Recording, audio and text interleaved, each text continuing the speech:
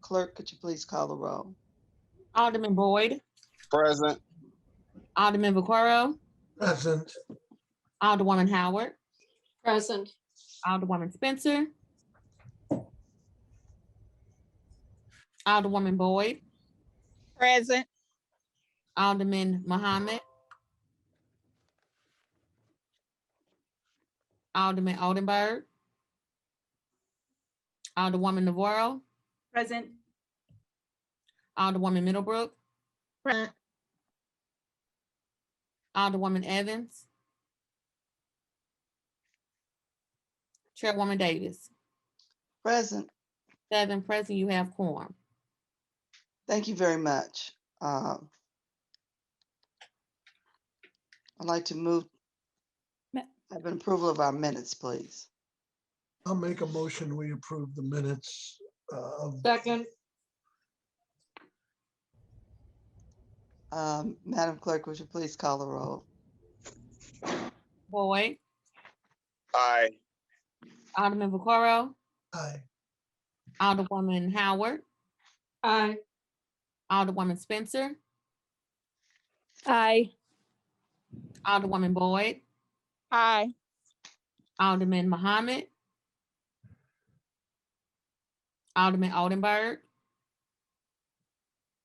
Alderwoman Navarro, Aye. Alderwoman Middlebrook, Aye. Alderwoman Evans, Chairwoman Davis. Aye. 8 aye votes. Thank you very much. Our agenda item today is the continuation of Board Bill number 1 with presentation from the Public Safety Department, and Dr. Dan Eisen will finish with those departments that he had left from our original meeting, and it appears to be 5 departments now. So Dr. Eisen, I'm going to let you go ahead and get started because we need every minute that's available to us. Make sure we finish today. Thank you, Madam Chair, and members of the Ways and Means Committee for accommodating us with this schedule. I think today we will start with the Citizens Oversight Board, Kimberly Riley Taylor. Oh, hey, Joe, are you at a meeting? Yeah, what's up? Kimberly Taylor Riley. Good morning, everyone. My name is Kimberly Taylor Riley. I am the Commissioner of Civilian Oversight. I am presuming that you're already familiar with what it is that we do, but if you have any questions in that regard, please let me know. I'm happy to answer whatever I can to move this forward for you. We have our budget submitted, and you will note that our budget has doubled since last time. And the reason that it's doubled is really very simple. Alderman Vaccaro has the Corrections Task Force, I believe, answering to him under his subcommittee, the Public Safety Subcommittee. There was a recommendation made that there be a board created, and the funds that would support the creation of that board and the staff that would work with them had to be allocated somewhere. So they put that under the heading of civilian oversight for now. There isn't a guarantee that it'll stay there, but that is kind of where we're housing it so that those funds are available to create that task force and the staff that will support it. So that's why that budget has expanded the way that it has. Right now, there have not been anybody's hired or anything like that with respect to that. That's literally just earmarking those funds for that purpose and putting them under that umbrella. So with that, I will submit that the rest of our budget pretty much remains the same. The expansions in training and other things, again, are related only to that other piece of oversight that we are housing under our umbrella. So that's everything that we have for you. If you have any questions for me, I'm happy to answer them if I can. Okay. Could you please just go a little bit more in depth for what the department is responsible for? Because we may have new members who are not familiar and don't really know any of the history. So just a little bit more information. Oh, yes, ma'am. The Civilian Oversight Board was created back in 2015 by ordinance, and we are under Ordinance 69984. We came into being in about 2016, about mid-year, and we take complaints from the citizenry relative to the misconduct of SLMPD officers. So that is in a nutshell what we do. It's myself as the commissioner. I have 3 more folks that are staff. 2 of those folks are investigators, and we have a volunteer board of 7 people that review cases that are investigated by IAD and provided to our board for review for them to either agree, disagree, or ask for some other action relative to the investigations that have occurred. But there are specific areas delineated in the ordinance that we can review. Officer-involved shootings are one of them, but we have a vast realm of things: discourtesy, abuse of authority, bias-based policing, assaults. There are a number of things that are under that umbrella, and those are the kinds of cases that we review on behalf of the city and make recommendations, if reasonable, to the Director of Public Safety and also to the Chief of Police. Very well. Thank you. Dr. Isom, do you want to do this by each department asking questions, or can we do, well, actually, that's too many. So I'll just go ahead and do each department. Alderman Boyd. Yes, thank you, Madam Chair. Good morning, Ms. Taylor. How are you? I am well, sir. How are you? Good. I'm not sure if I met you, or maybe I have. I'm getting kind of old. How long have you been with COB? I've only been with COB since January of 2020, and I came right before the pandemic hit. So I doubt that we've had opportunity to meet, because I think you've been meeting by Zoom almost since I've been here. Okay, well, congratulations and welcome to City Hall. No, thank you. Now, so it's only been through sound bites that I've heard that the COB have really not been able to function as the way it has been designed. And with the new mayor having a different outlook, looks at providing more authority for the Civilian Oversight Board, which I think is a good thing, which I certainly support. But I'm wondering, based on your budget, it seemed like, I mean, you might end up having way more work to do than that office has ever done in the past. And are you adequately funded to do that? And maybe I'll divide that a little bit, because piece of your budget, you said, is kind of to support Chairman Vaccaro's initiative with public safety. And then the other piece of your budget, I'm guessing, is pretty much the same. Would that be right? Yes. Okay, so I would think that you might need more money in your budget to do what you're really designed to do. Well, I think that's probably a reasonable assumption. However, right now, the way our enabling ordinance is written, we are not allowed to do investigations in the first instance. So all of those investigations are done through the police department IAD division. Because of that, we serve as more of a review function. In the event that that function would change, then that may actually change how many bodies we need to do the work and how much money we need to function adequately. But we are perfectly well funded right now for us to function the way that we have been functioning in that review capacity. So in the event that there is a change going forward, then yes, that may change our budgetary needs. But for right now, I think that we are adequately funded. Well, it was also my understanding that there was information that you needed in order to perform your duties that you were not getting from the police department. And now that barrier has been eliminated. So you don't think that's going to naturally create a lot more work? And you probably will be backlogged for real if once they let all that information out. Well, I guess we can go 2 ways with that. One of the pieces of information that we needed was data. And we are still waiting. They're trying to figure out the best way to transfer that data to us. So that's one piece, and we'll be reviewing data for years past. So from 2016 through the end of 2020. So that's one piece. The other piece are the cases that are coming in presently.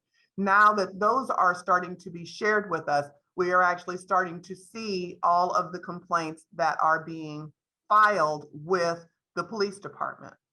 It does not change our responsibility as it relates to review, but it will increase the volume of cases that we will have for review. And does the COB do an annual report as far as how many cases they reviewed, how many cases may have been closed out? Yes, sir, we do. We just actually put out the quadrennial report. We did a report that covered from 2016 through the end of 2019. Those were the first 4 years of COB's existence. So that report has actually just been released and it's on our website for you all to review. We are still putting together the hard copies. They haven't actually been printed yet.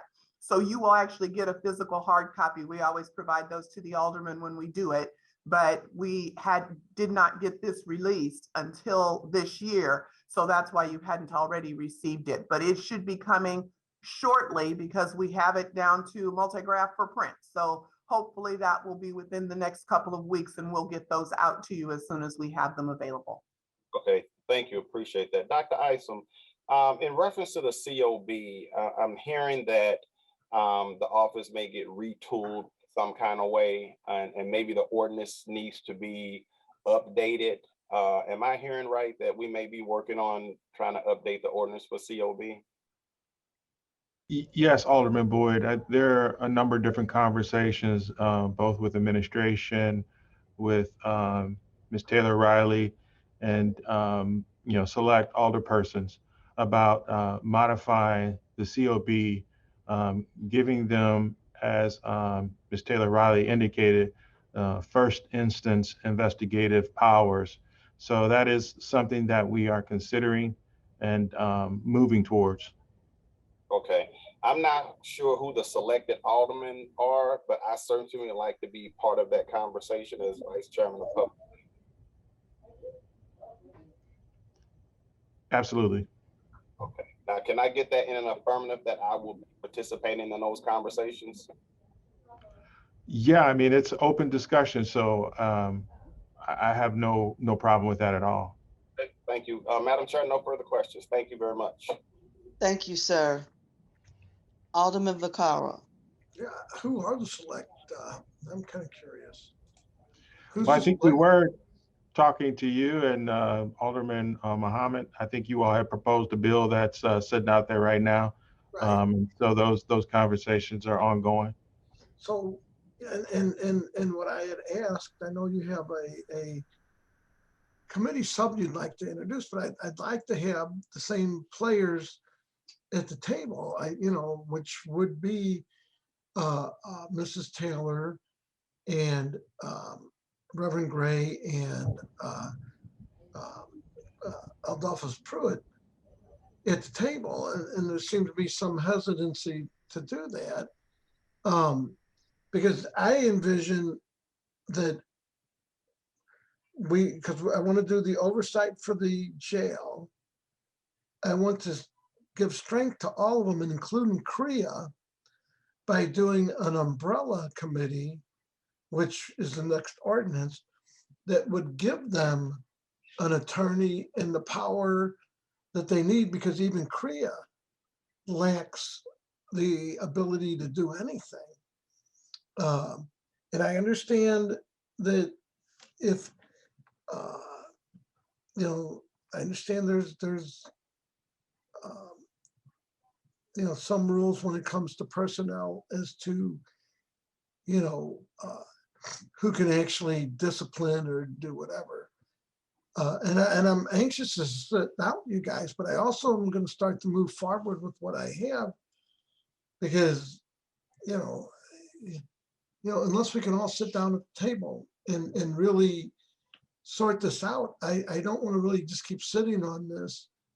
It's a very short term till we get to summer. And I really want to introduce my second one, which is an umbrella, which would be the group that would give them the authority.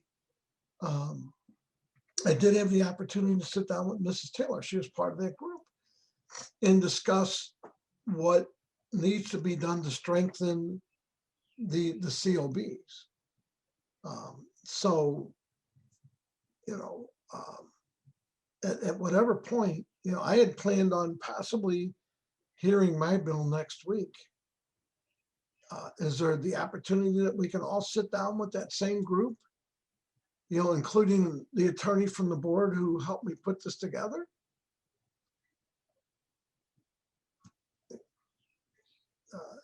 Commissioner Isom? Yeah, I'm not aware of what is the stumbling block. So I'll have to, you know, get with you offline to figure out where that is. I know we were trying to set up a meeting, but I'm not sure why it has not come together at this point. Well, I mean, because again, you know, I get a phone call saying, oh, we got a meeting. Can you come over to the office in 5 minutes? And no one even made me aware that there was a meeting in 5 minutes.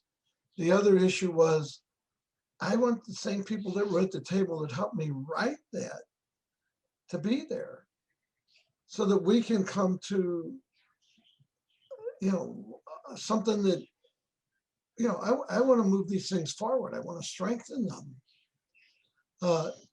This is probably not the time or place, but I do, you know, I do know that, you know, we need to move forward as a group. And I can't, you know, I won't, unless that same group is at the same place that we all meet and come up with a reasonable answer, because I strongly believe Mrs. Taylor and people that have been working in these things have more knowledge than you or me on what's gone wrong, what's gone right, what needs to happen. And that's what we sat down and worked through. So, you know, I would really would like to get us all together. And you know, as Jeffrey is my vice chairman, I also believe that I'd like to have him in on that same group. And so we could do it offline, but please let me know. I'd like to do something the first part of next week because I'm planning a hearing in public safety next week. And I want to get through all this stuff. So I understand why we put money aside, and hopefully it is to fund them with a clerk and some staff and an attorney, but not just only them, CREA, as well as the oversight for the jail. Because otherwise, these are all just groups that we put together that can merely only recommend, but have no authority, you know. So anyway, it's not a budget, but please get with me. And other than that, the meeting is going to be long enough, so I'm going to jump off. Thank you, Alderman. Alderwoman Howard. Thank you very much, Dr. Isom. I really don't have any questions, but I would just like to say to Ms. Taylor Riley, it's good to see a face and put a face with your name. So, and this isn't my normal face, but I don't have any questions at this time. Thank you very much. Thank you. I didn't see Alderwoman Smith. Okay. Alderwoman Boyd. Madam Chairwoman, I am here, but I don't have any Oh, questions. okay. at this I time. looked Thank off for a minute. Okay, go right ahead. Oh, no, I said, Madam Chairwoman, I am here. I just don't have any questions at this time. I think, thank you for the presentation. All right. Alderwoman Boyd. I have no questions, Madam Chair. Thank you. And welcome, Ms. Taylor. And I think I did talk to you. Yes, ma'am. I think we had an initial meeting when they had the new alder people that were added. I want to say it was last year sometime that there was a meeting, but it was just with maybe 3 or 4 of the alder folks. And they were just the new ones that were being added. I haven't really had opportunity to meet with you all as a group. I hope we'll be able to do that at some point soon. Yes, ma'am. Thank you.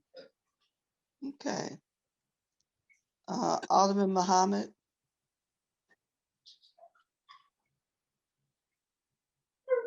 Okay, he's still not there. Alderwoman Navarro. Great. Thank you, Madam Chairwoman, and thank you for the presentation today. I just wanted to clarify, so the additional 5 positions, right? So, right, we're bumping it up 5 positions, and this is related to the task force overseeing corrections. Right. It's potentially the Civilian Oversight Board that would be dedicated to reviewing corrections complaints. Got it. Okay. Great. Thank you. I don't have any further questions. All right, thank you. Alderwoman Middlebrook. I have no questions. Thank you. Alderwoman, did Evans come on? I didn't see her yet. No. Okay. I just wanted to have just a brief comment. It is important to have citizen input and oversight, but I believe we're getting off on a wrong path. If we continue to form so many different committees, we will never accomplish anything, nor will there be any consistency in the operations of any department. So when we look at public safety, any complaints of public safety, whether it's corrections, police, fire, any of those departments, there should be one oversight system. And that system should also include the civil rights enforcement, and there's another entity, and I can't think of it right now. But all of those people should be at the table, as Alderman Vaccaro referred to. We all have concern. It's all absolutely positively necessary. But having 3 or 4 different oversights is a little bit cumbersome and I think ineffective. But that's just my thought. So I shall move on. Dr. Isom, would you like to present your next department? Thank you, Madam Chair. The next department is the Building Commissioner, Frank Oswald. Good morning, everybody. Thanks for having me this morning. What I wanted to just briefly give you guys an overview of this year's budget. It's pretty much a status quo budget. You know, we are pretty much where we were the previous years on our budget. This past year, obviously, has been a challenging year for us. We've been very busy, extremely busy, like record busy. And we have been open and working through the whole COVID period.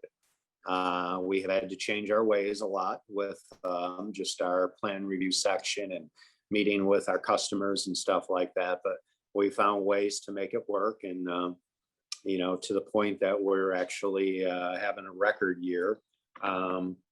We are at $1.3 billion worth of construction during this year, total construction permits, which is truly a record. This department, you know, with our minimal amount of people, is actually going to bring in over $20 million, which is well over $3 million beyond our best year ever. So we've been extremely busy. You know, our budget, our 10-10 and 11-10 budget is equivalent to about $10.9 million.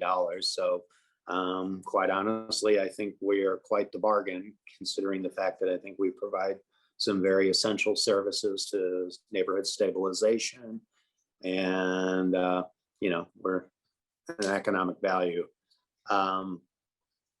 As most of you know, the bulk of our services are online now and are available 24/7.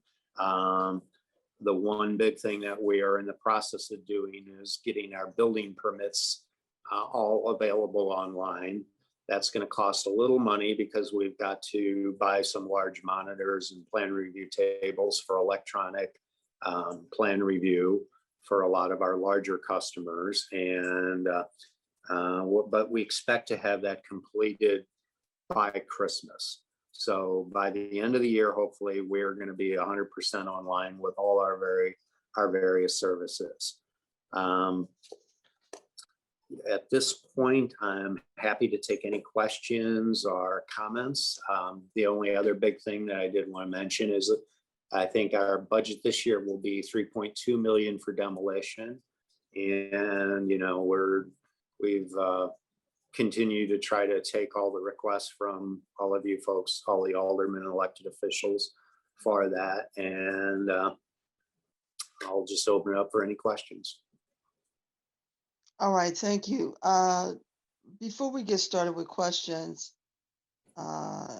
did you have any other staff that may be answering some of the questions with you that you'd like to introduce? Yeah, I have Randy Morning here. Randy is my executive assistant. Hello, everybody. And Randy always helps and does the bulk of the work as far as preparation of the budget. So yes, he's here with me. Thank you. Good. All right, thank you. Alderman Boyd. Yes, thank you, Madam Chair. Good morning, Frank. Thank you for all your hard work.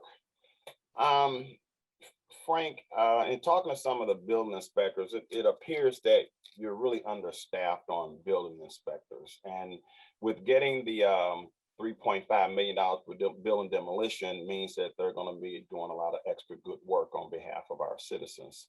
Mm-hmm. How many building inspectors are you down? I think I'm authorized for a total of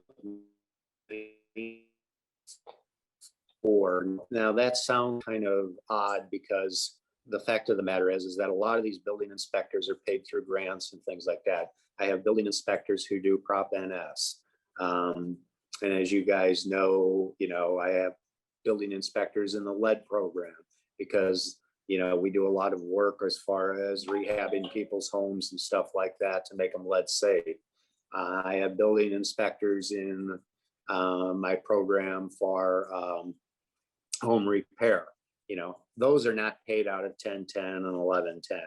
The reality is I am lucky to keep 2 building inspectors per ward. Some of these wards I definitely could use more. As you guys know, there are certain services I just can't provide anymore. We do not do door-to-door inspection, from time to time. Now we do, one could argue that with the number of housing conservation inspections we do, which is about 24,000 per year, that we do a lot of property maintenance, preventative stuff. But I do think that targeted door-to-door inspection programs are really, really useful for a lot of wards nowadays. Yes, I can't sit here and say I wouldn't like to have a few more building inspectors, and yeah. To that point about the targeted door-to-door, I hadn't realized that it had stopped, but I know,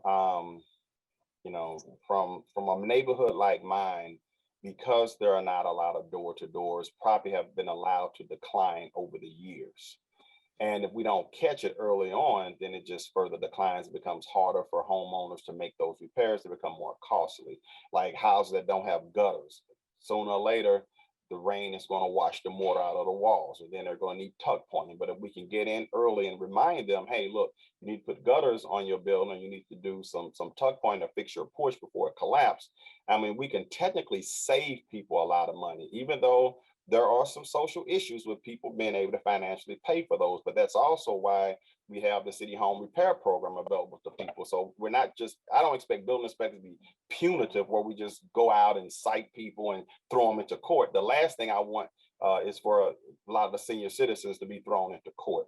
But let's find ways to work with them. I'm disappointed to hear that we don't do that anymore, because I believe that it has really been a decline of the community that I live in, not having adequate code enforcement, just like not having adequate traffic enforcement, creates a lot of speeding and speed humps throughout the community. There's a cause and effect for all of that. And the effect is not good.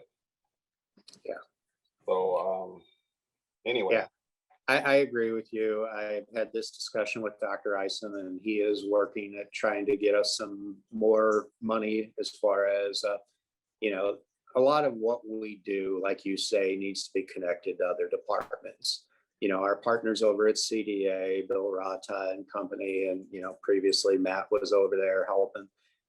You know, the home repair program is essential, you know, particularly in our communities, you know, where people have more financial needs. And I would like to see a tremendous amount more money put into that home repair program. Yes, I would love for us to be able to do more preventative stuff. I mean, we talk about the Prop NS program, where Prop NS is already, you know, showing some great dividends. And we're taking these LRA buildings, you know, we've got, I think, 26 of them in process right now. We've completed 6 of them. All 6 of them have sold off the website, you know, and basically we're doing with Prop NS what we're asking them, you know, what you're talking about. It's preventing the building to get to a point of having to take it down and getting it back in the market. Well, you're even out in front of it further by saying we in the community need to, you know, provide assistance, let people know what the problems with the buildings are while they're still living there. And I absolutely agree. And, you know, all of this stuff is connected, and hopefully some of this federal stimulus money can get to the, you know, people that we really need to see it in these neighborhoods and communities. Right. And that's my next point. I'm hoping that, you know, with the round of stimulus money that we have, and soon to have more, that we can maybe even use that money to hire more building inspectors, do this code enforcement, and then identify people who really need help, and then get them into the home repair pipeline, because we have put millions of dollars into that to help those individuals. Because again, the last thing we want to do is put them in court. But we do have to do preventive. We do have to do code enforcement. We'll never have this community looking like the Central West End or neighborhoods in South St. Louis, like people like to quote, if we don't do what we need to do to save these buildings. So I look forward to, you know, working with the group that's doing the stimulus money. I do understand that what we don't want to do is create jobs that we can't sustain, but we might be able to create a specific program, this targeted program that will go out and do the code enforcement, and then it will be followed up with, you know, some permanent employees that can help move that through the pipeline so that they can get the home repairs that they necessarily need. So thank you, Frank, for all that you do. And Madam Chairman, I have no more questions. Thank you, sir. Thank you very much. Alderman Vaccaro. I'm actually going to be very short. Frank, thanks for all you do. I know that you have needs. So I don't know that how it's going to work in this budget, but if you send some of the stuff, I'm sure we could try to figure it out.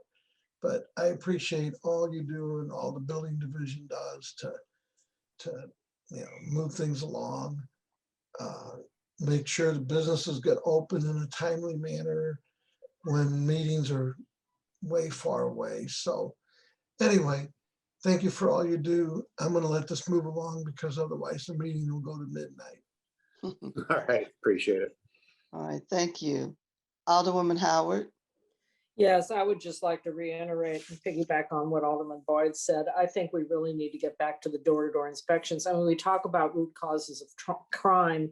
When you have people living in tumble down conditions that have only been let to go that way because we just don't have the resources to stay on top of it. And the home repair program could be utilized when it's a minor repair rather than it's critical mass and the building is so far out of control that it's no longer habitable. I just, you know, the first thing, you know, in Maslow's school hierarchy of needs is a place to live. So if we can't have comfortable and wonderful, or, you know, I guess at least clean and orderly surroundings, you know, we're really going at crime from the back end.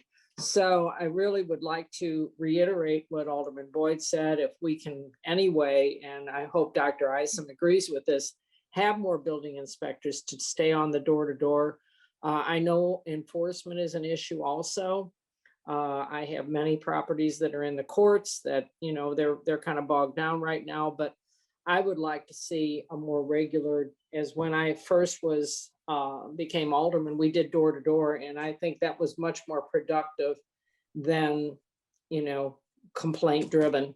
So if there's any way we could look at that and provide funding for that, Frank, if you could tell us what your needs are, I'd appreciate it. Okay. Okay, thank you. Thank you. Thank you. Alderwoman Spencer. Thank you, Madam Chairwoman. Thank you, Commissioner, for being here today and for kind of giving us an overview. And I apologize if I missed the number. Can you help me understand how many building inspectors we have authorized, and how many we actually have on staff right now?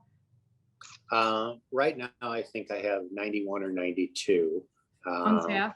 On staff, but Okay. like I said, there's really only about 82 of them who are actually in our high-rise section. My high-rise section has 7 people or 8 people right now, because quite frankly, I've got so many huge projects in it. And, we've got so many $100 million, $200, $300 million projects going on. As far as what we have in the neighborhood to deal with the normal day-to-day stuff, it's pretty much 2 per ward. So, So when you say pretty much 2 per ward, do you mean less, a little bit less, or a little bit more? It's usually less. It's usually less because, with just everything going on in the world of COVID and people getting sick and stuff like that, it's difficult. And the other difficult part is just getting people hired nowadays. It's So Frank, in the authorized number, does that include 2 per ward, or is it a hiring? I'm trying to figure out if it's a hiring issue, if it's a budgetary issue, if it's a combination of both. What is the crux of not having at least 2 for every single ward?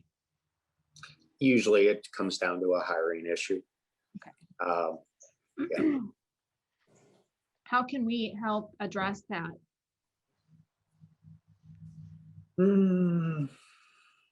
It always comes down to money and the number of positions, and I have got a lot of requisitions in for a lot of positions right now. I mean, it's a struggle. I've got only 6 people in my customer service stuff, and I'm authorized to have 13 right now. I've got requisitions in for that. I've got people waiting a long time. So you know what I'm saying? It's difficult to get folks hired. When you said you have requisitions and people are waiting, what does that mean?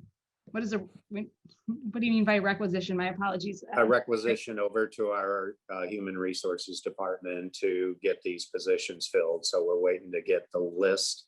And once we get a list, then we're allowed to select from that list, the top candidate. We're supposed to get 6 candidates, and some of the lists are coming back, with only two candidates, and we'll have 3 openings, that type of stuff. So when you send over a request, how long on average is it taking you to get a list of candidates in return? Over the last year? Yes. 6 months, something like that. Yeah. And is that anomaly? Is that always how it goes, Frank? Has it been like that before? It's been getting longer and longer, and I don't think there's been a lot of people over there working during the COVID thing. So. Okay. Well, that's really alarming. I mean, to think that it would take 6 months, and by the time if you put a job opportunity out there, and people are applying,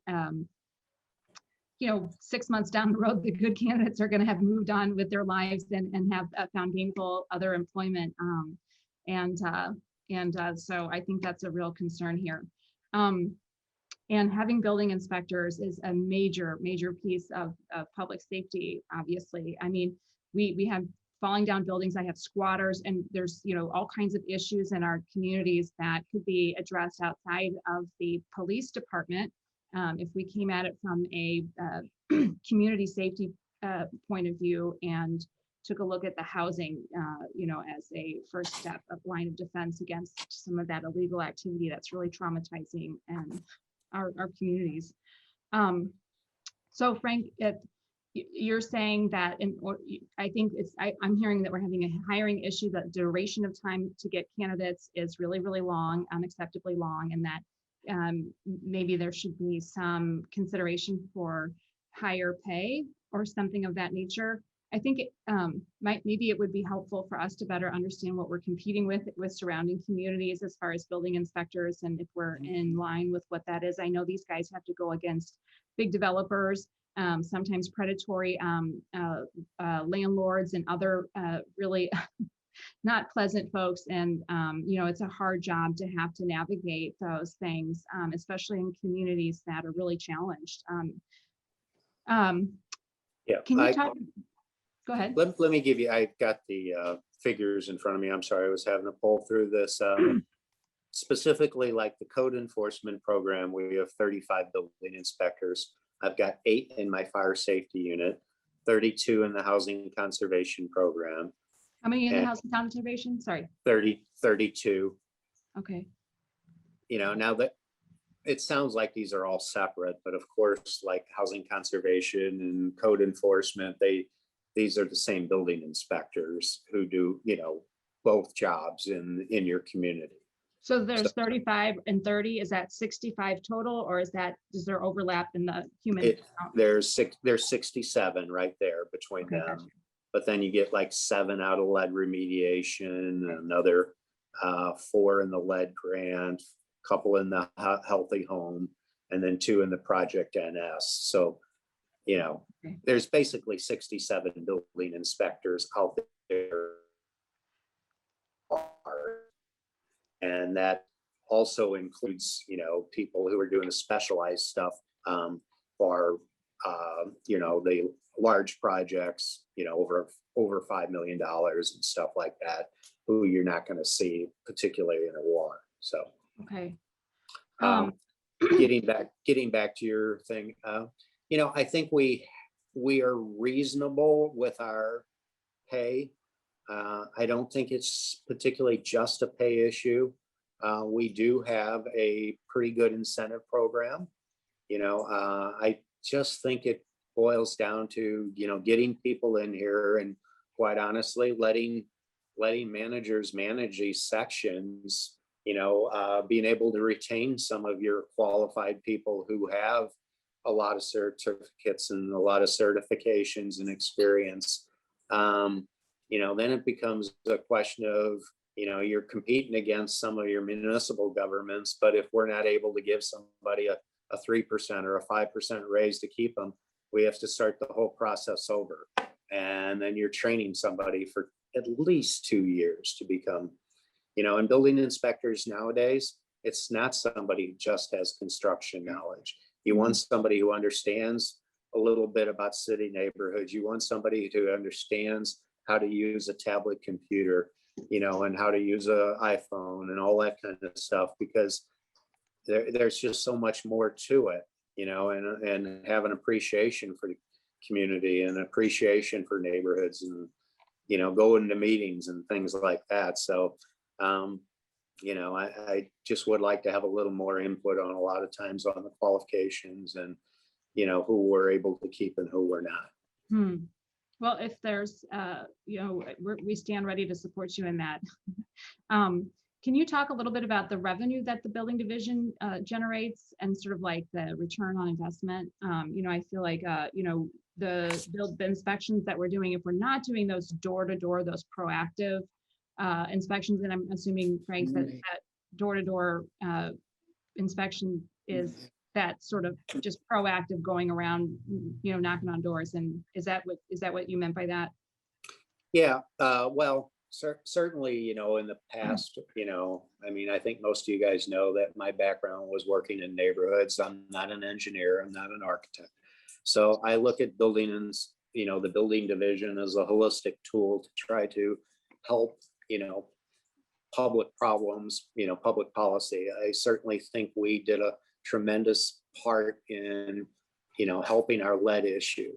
I think that our involvement with the environmental stuff, having codes that are more friendly toward the environment and having, our BEPS program, our building energy improvement, our benchmarking, all that stuff will pay dividends, huge dividends in the long run.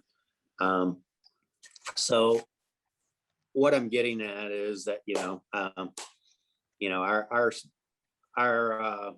our revenues are now coming from a lot of different areas.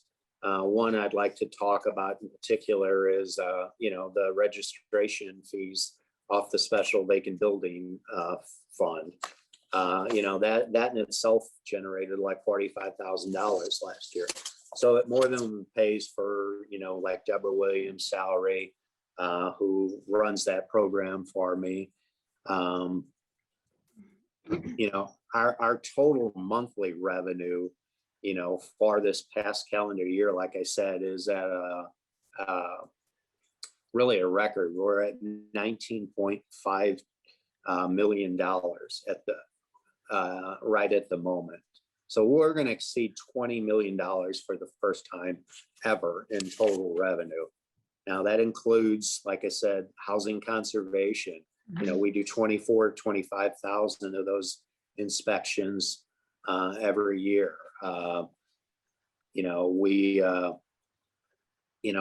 other thing that I think is kind of important that we always try and do with the city councilor's office is, the special liens and things like that on buildings where people haven't done things, and we go ahead and put some money into that particular building, and they sue for it, sue for that cost of making those repairs. I would love for us to actually have a preservation fund to deal with some of these larger buildings from time to time, because we have the authority and we have, quite frankly, the ability to do a lot of this stuff. Technology has allowed us to bid these things out, utilize larger contractors, do it in a fair, fast, efficient manner, and we're able to do it. I'm sorry, I'm rambling. So when you add up your total budget for the entire department, can you remind me of that figure? I know you said it earlier. Yeah, our 1010 and our 10 and 1110 funds, which is not including special funds like in grants and things like that. Our entire budget is $10.9 million. Yeah, okay, that's what I'm seeing here. Okay. And we brought in, basically, we're going to bring in close to 20 million. So so it's just the return on the investment in the building division is astronomical. And if you have additional needs, not only given the impact that you have in the public safety, but then it makes such financial sense to be investing in making sure that our buildings are safe and our neighborhoods can rely on the inspections to address those really, really dangerous needs. I am in favor of doing that. Of course, we have no little authority to add to your budget, but I would like to go on record saying that I think it would be a very, very good idea to do that. Can you talk really quickly about the lead remediation program? This is an issue that is important to me, having a high count of lead here in the 20th ward. And, I'd like to, as we move through this year, do some focusing on some of those areas that have higher counts of lead. Yeah, the lead program, this last year has been tough because obviously a lot of people did not want folks in their homes. Sure. I think, as most of you know, we're hooked up with the state of Missouri that any child that has a positive lead test, we're notified, as well as our health department, within 24 hours of the pediatrician actually putting that test into the state's into their web portal. Once we do that, we send an inspector out immediately. We have crews that will come out and abate the most obvious situations. For example, a lot of times it is let dust from older windows and things like that. So obviously you can't put a new window in immediately, but we've got people who are trained who get out there immediately, usually within 24 hours if they'll let us in. And we actually clean, we'll, plastic off those particular areas, take preventative measures under the code that allows us to go ahead and, make the area quote lead safe. From a budgetary perspective, Frank, we have funds from the federal grant, that $3.2 million, correct? And then we also have an additional, I believe, if I remember correctly, it was like 1.2 million on an annual basis from that. The additional fee on the building inspections, am I in the ballpark there? That is correct. I will say we have enough money in our lead program. We have the response and the ability to do what we need to do.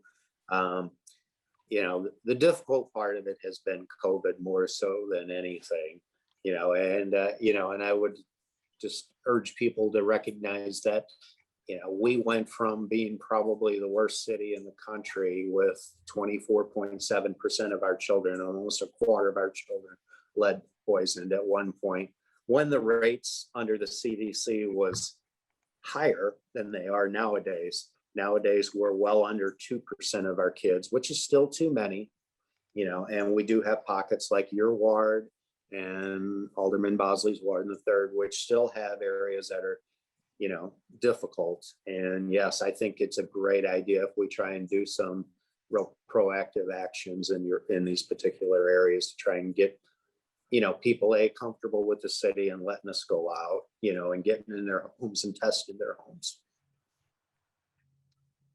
Well, yeah, I'm looking forward to exploring what that looks like. It's such an important piece of making sure that our kids are safe and grow up without the long-lasting traumatic and brain altering effects that lead has for a lifetime, and can also contribute to public safety in the long run. I really it does real damage to our kids.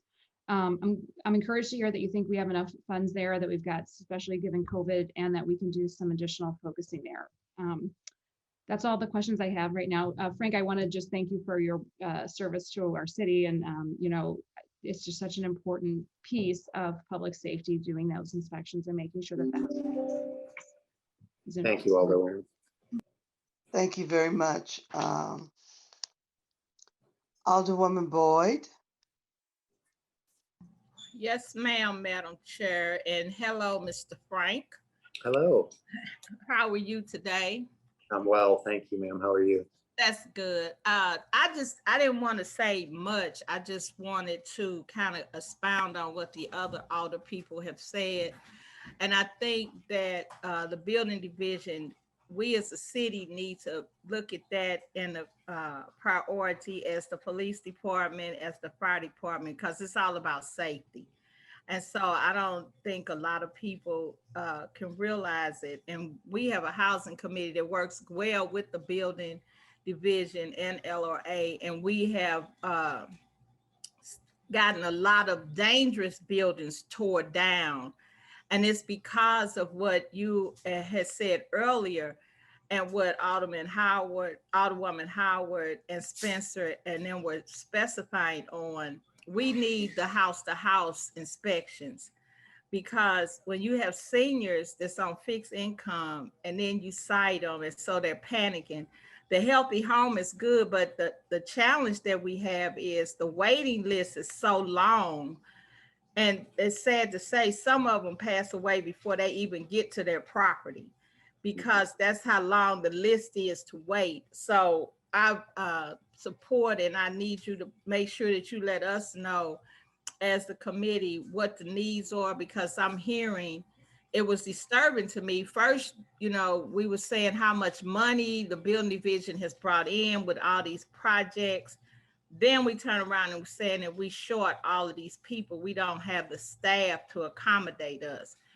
Dave Boyer, I'd be lost without him, because he interacts, and him and Edward, and they make sure that we all, as the housing committee, the NIS, are in tune of what's going on. But he's only one person. And so he has somebody that works with him, but you're right. They have a lot of area to cover and it's just a lot for them to do. So I appreciate what you all are doing. Please don't hesitate to let me know anything I can do.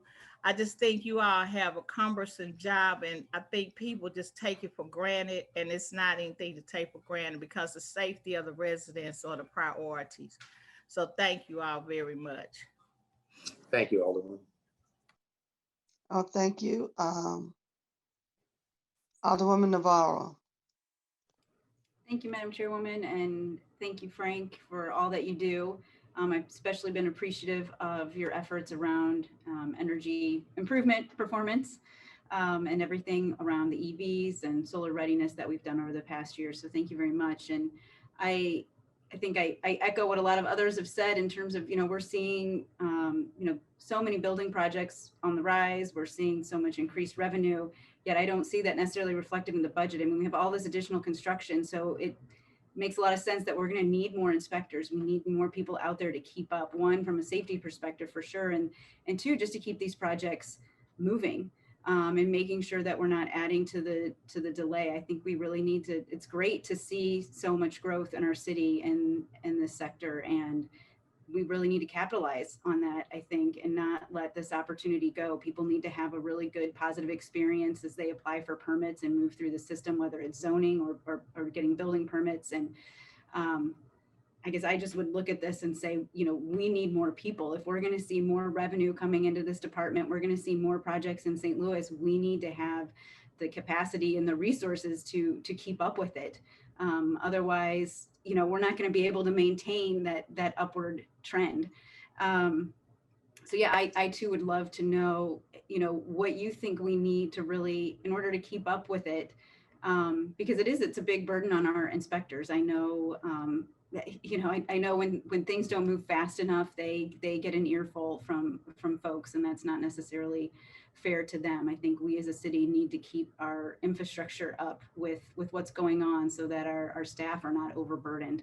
And that includes zoning as well as, the building inspectors who are out there as well. So, I mean, I would love to figure out a way to, see an increase in the building budget that's commensurate with the growth that we're seeing that you all need to keep up with.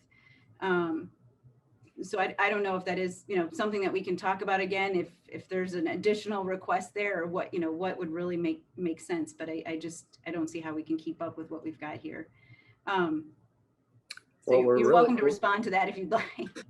We're really keeping up to a great degree because of technology. We actually have a new contract that hopefully will be going to E&A, I think, this month. As many of you know, we're on a system with a company called W Blue. It's a local company. And, what we've been really doing over the last 10 years, 12 years now, since I've been in this position, is using technology to make the systems work faster. At one time, when you got a building permit, if it was in a historic district, you had to go walk it over to Cultural Resources office, and you had to go, for a demo permit, you had to get something from Spire, and you had to get something from Liquid Gas. All of that stuff is all automated nowadays. And even the street department, all of our other users and stuff like that, which is countless. I mean, there's tons of various users for the different things. Our health department has to sign off. Actually, we now collect some of the health department's money because our system is so user friendly, basically, and we're all able to send basic folks a PIN number, and then they can go ahead and pay stuff online. And it's all very secure. We've had, we get audited, it seems like every 6 months or so, but our state audit basically had no finding whatsoever, and again, we've got a sizable amount of money coming through these, doors. So, my difficulty that I need the most is to be able to reward my employees that need rewarding. You know, those people who are problematic, I need to not reward them. You know, I think sometimes we get too lazy in giving everybody a 3% or a 1% or that kind of stuff. You know, if we're limited, you know, we need to limit it to the people who deserve it most. And we need to start letting managers manage departments. Yeah, no, thank you. I appreciate that. And what you've all been doing with technology, I mean, that's all coming out of your budget, right? Not out of an IT budget. Is that any of that happening within the IT department, or you've taken all of that on? They certainly work with us, and in fairness to them, you know, my needs are a little different than most of the needs from most operating departments, simply because we are a user that has so many different type of, I'm sorry, I'm getting a lot of feedback here, but what happens is, again, our systems are such that they have to go to so many different users. It's not just one other, you know, one person coming in applying for something that's, you know, a street permit or something like that, or a parks permit, where our permits, you know, involve cultural resources. They may involve the street department. They may involve, you know, the utility companies, all that type of stuff. So that's why it's really important for us to have a fairly advanced system. You know, it's around the country. You know, I've looked at various systems, off-the-shelf systems. We had a system built that's customized to our particular needs, and that's really, you know, what, in my opinion, has made us very cost effective. Yeah, I think it's tremendous what you've done. So thank you. And it makes a difference, you know, for those folks who are applying for permits, for the developers, for the contractors, everyone all around. So thank you. One just last question I have about the lead program, because I know we've talked about this before, and it's great that we've got the funds there, and, you know, we still have some issues to address in terms of, you know, some of the hurdles to getting the money spent in the areas that need it most. When the city goes into, you know, abate or do whatever, you know, whatever abatements they're going to be doing, and the family needs to move out, do those funds for them to stay somewhere else, does that come out of the city budget, or is that on the landlord, or who pays for that? A lot of times we'll pay for it. To be honest with you, you know, we had contracts with various hotels, and we did a lot of that at first. Unfortunately, what would happen is people would break into those folks' homes a lot of times. And now people tend not to want to move out. So usually what happens is either the children will move with a relative, you know, for the time that we're doing the work, and we'll use all the abatement measures that make it still safe, where we just do one room at a time or half the building at a time by using the proper, you know, plastic measuring, you tape it all off with duct tape and stuff like that. And then there's some exhaust systems to get it all out. My people, of course, wear all the breathing masks and things like that.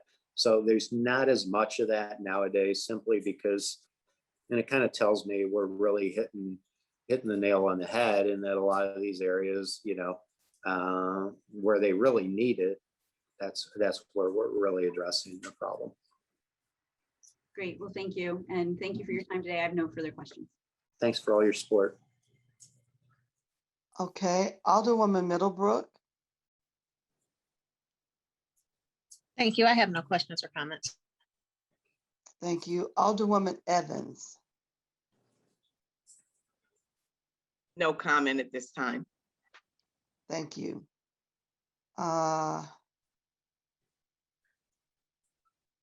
Director Oswald, I just want to say to you, and you know this, because I am one of the #1 cheerleaders for the building division, and have been for many years, long before I ever became an alderperson. Yes, so when you took that position, from day one, you have been very mindful of making sure that not only did you have the best operating practices in place, but you also made sure that the community was being serviced not only with the protocol of I'm going to be there for you, I'm going to do the best that I can do, but most especially in the last, I want to say, 5 or 6 years, we've been very challenged because yes, we've had a lot of development, but it's not your department, but a lot of the things that happen can give a bad light to our city.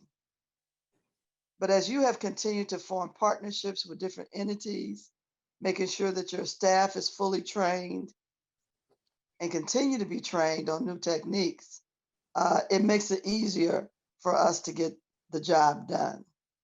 But anytime a department can generate as much revenue as yours does, and you don't have the appropriate staff to provide adequate assistance in the community, that makes no common sense.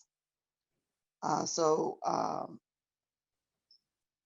if I could have my way, and we're going to talk about it later, we need to be at least suggesting that you get 3 more building inspectors. And we have to do something about how these lists are generated, how long it takes for you to get people to interview. Something's going to have to change, because if it doesn't change soon, we will have to turn the lights off in the city of St. Louis because we can't hire people. But Frank, staff, Randy, everybody, to all of you, thank you, because we know we don't pay you enough, but you are definitely doing a great job for this city. Thank you very much. That means a lot. All righty.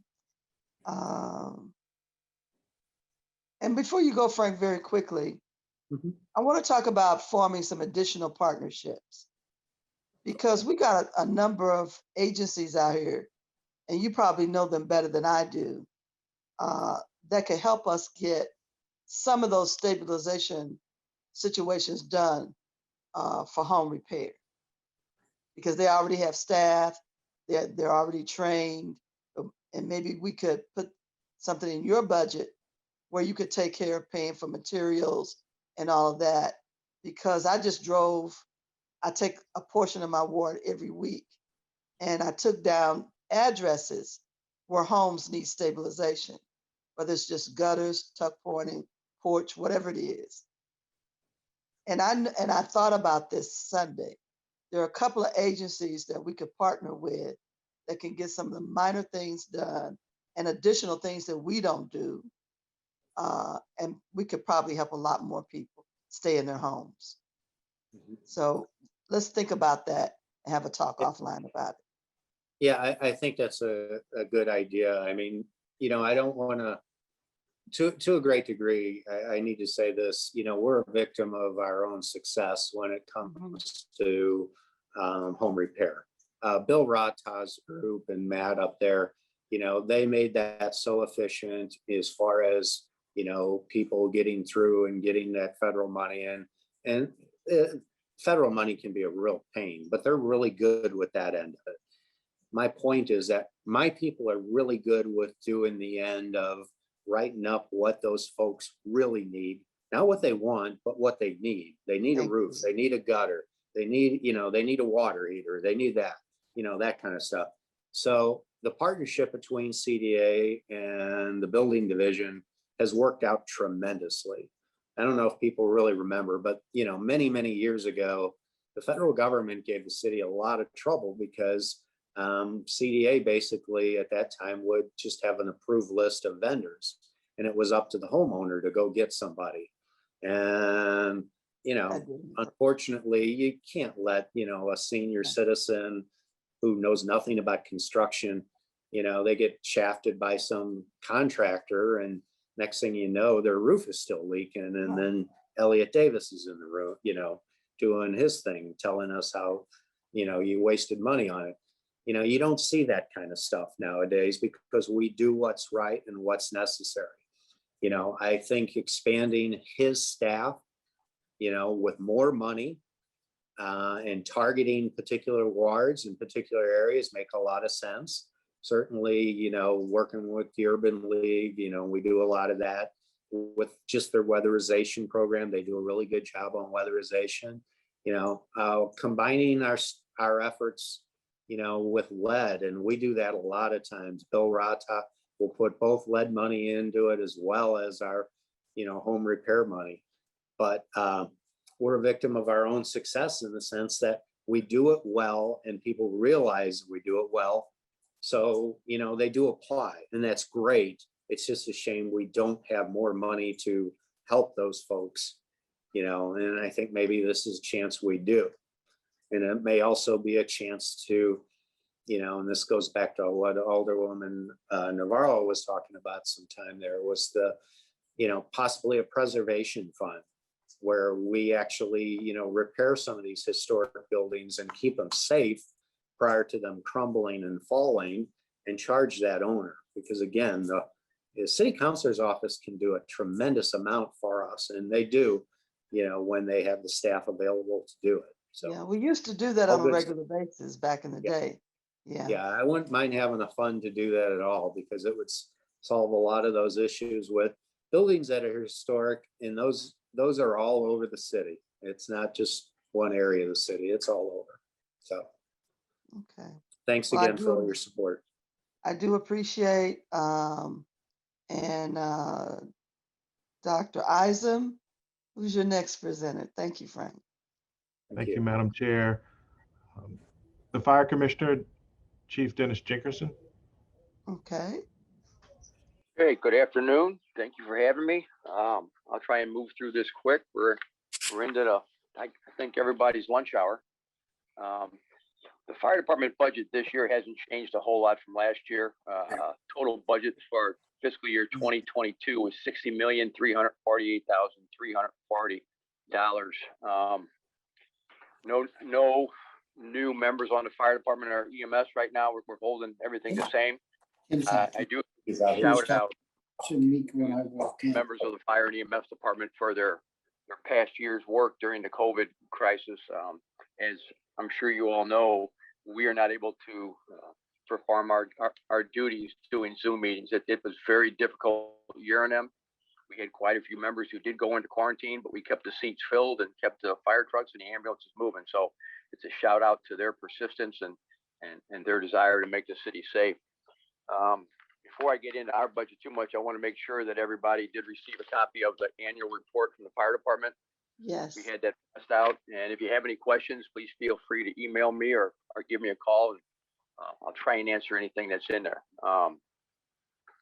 I've really only got 3 concerns with the fire department budget this year. One of the line items was in the salaries and regular employees, which is 5101000. That account was reduced from our additional request. It was reduced by $141,908. What we were trying to do with that request was take some of our per performance employees and make them full-time and eliminate the per performance positions.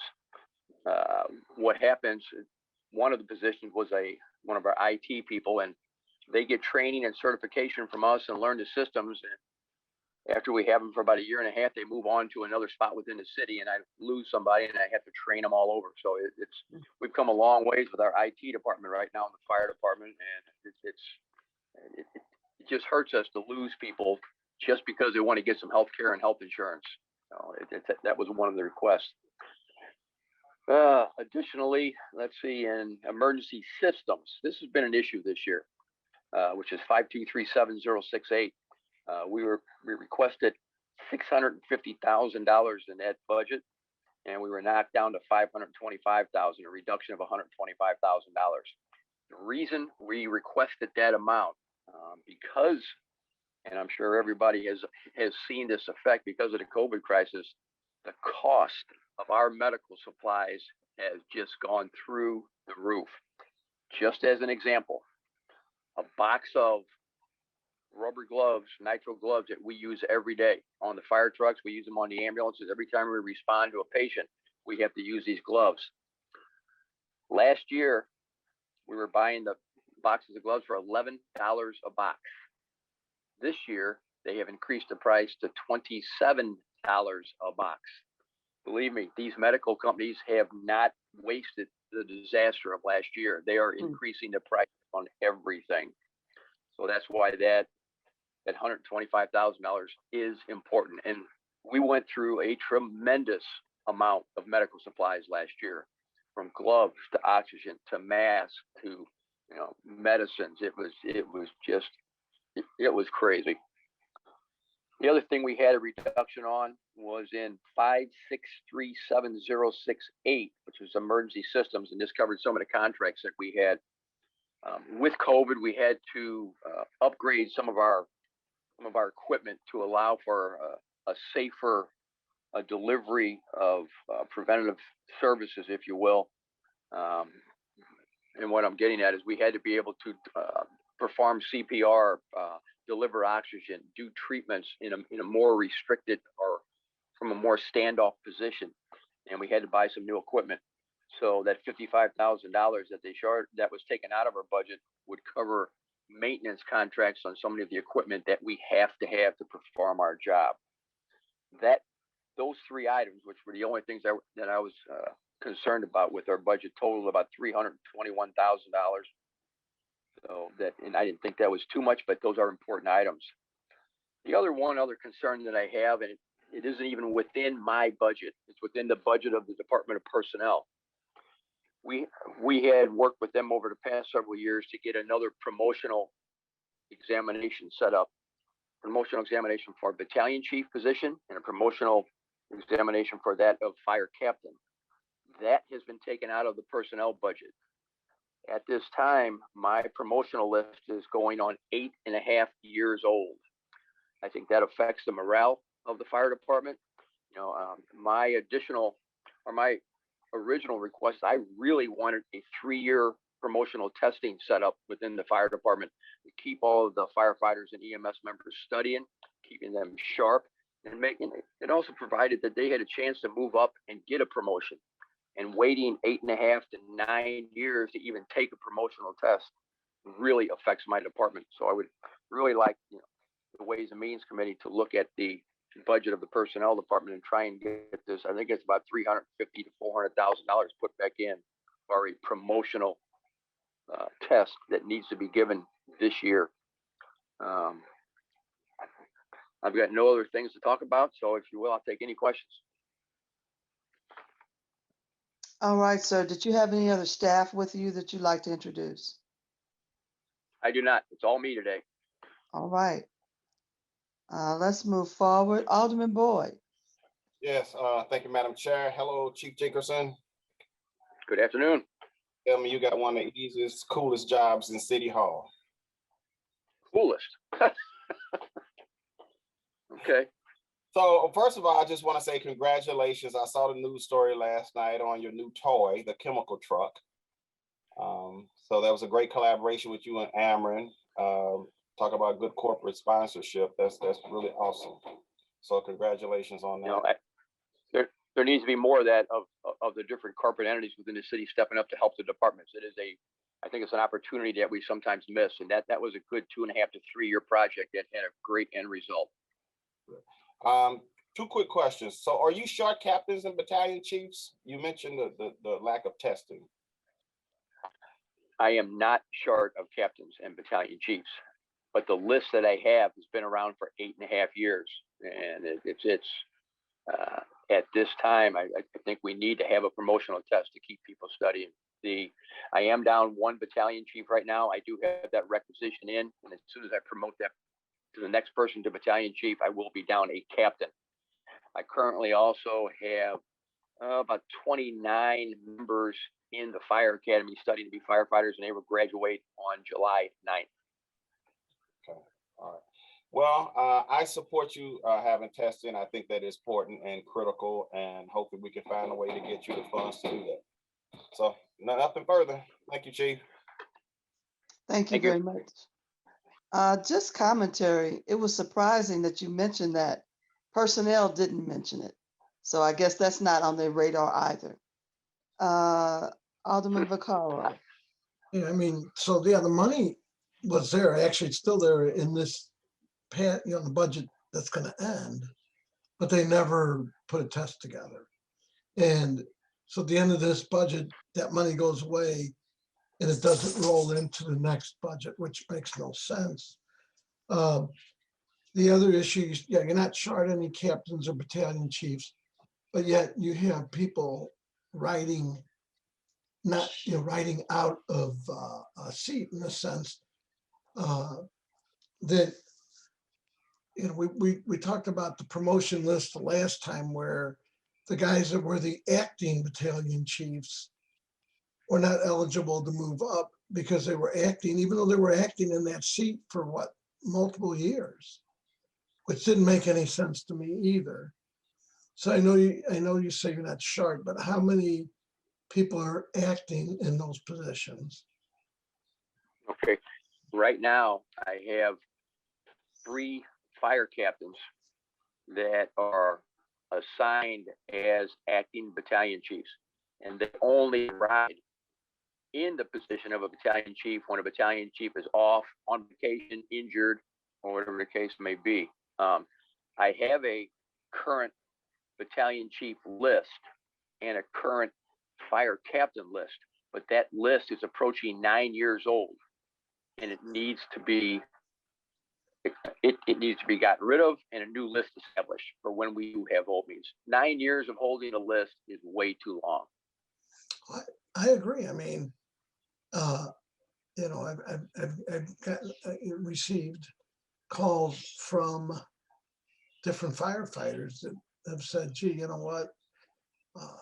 It seems unfair. There's no test. So, 8 years is a long time not to offer promotions. And I think you hold a lot of people back that and again, it keeps people sharp. I do think maybe that's something we really need to figure out in this budget.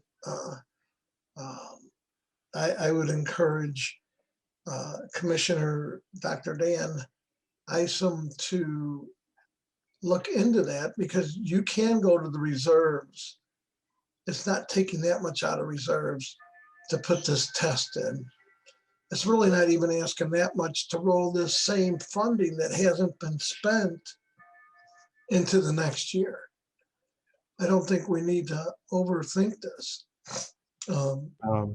Alderman Vaccaro, I'm in full favor of having a test. Unfortunately, it's not the public safety director's responsibility to do that. It's directly with personnel. So I agree with everyone here. And beyond that, you have people who have been on and eligible to take a test who could potentially get promoted, who haven't had that opportunity, some maybe for 8 or 9 years. So in the budget, and I know this isn't under your, but in the budget, and I guess we can deal with it here, or at least E&A can deal with it. Why not? Why can't they just roll that money over into next year? It hasn't been spent this year. They wanted to spend it, and it wasn't their fault that it wasn't spent, but why not? And I guess I'm just looking for a thought, and I guess I need to pursue this with the mayor's office and the comptroller and the president of the board, but why not just roll this over? Just my thoughts. Anyway, any thoughts on that, Dan? Commissioner Isom, have you? My thoughts on it is that the chief requested to have a test. The money was available for this last fiscal year. The question is, why wasn't a test provided based on the recommendation of the chief? I think that's the real question. We'll bring them into public safety and ask. We'll bring personnel in and ask those questions. But anyway, other than that, no, Chief, guys do a good job. Your medics came out and got my heart restarted and said, you know, want to keep you around for a little while, even though I was insisting that I'm not having a heart attack. And they said, yes, you are, and you're going to the hospital. So, and I've healed fairly well. Anyway, and I'm going to try and figure a way, some way or another, that we get this test, you know, for the next year, and they actually do a test. That would be the good thing. I'm sorry. I'm going to go ahead and jump out again. Thanks. All right, sir. Thanks, Thank Alderman. you. You know, I'm really fired up about this. And I'm going to give one more commentary. We don't need to have another meeting. We need to have some legal authority direct these folks to get this test done. It's not like they have to do it. We hire a company to do it. The money is there, and it should be commissioned to move forward before the end of this June 30th, for the end of this fiscal year. But God, they just better be good. Oh, let me hush. Alderwoman Howard. This makes no sense. Good afternoon, Chief Jenkerson. This is just a point of clarification. Thank you for joining us today. So you said you have an eligibility list. Are these people have not been tested, I take it? They're eligible to take the test. They met all the qualifications, but they haven't been tested. No, what this is the last time that the city gave a promotional test for captain and battalion chief was almost 9 years ago. These are the people who are remaining on that list.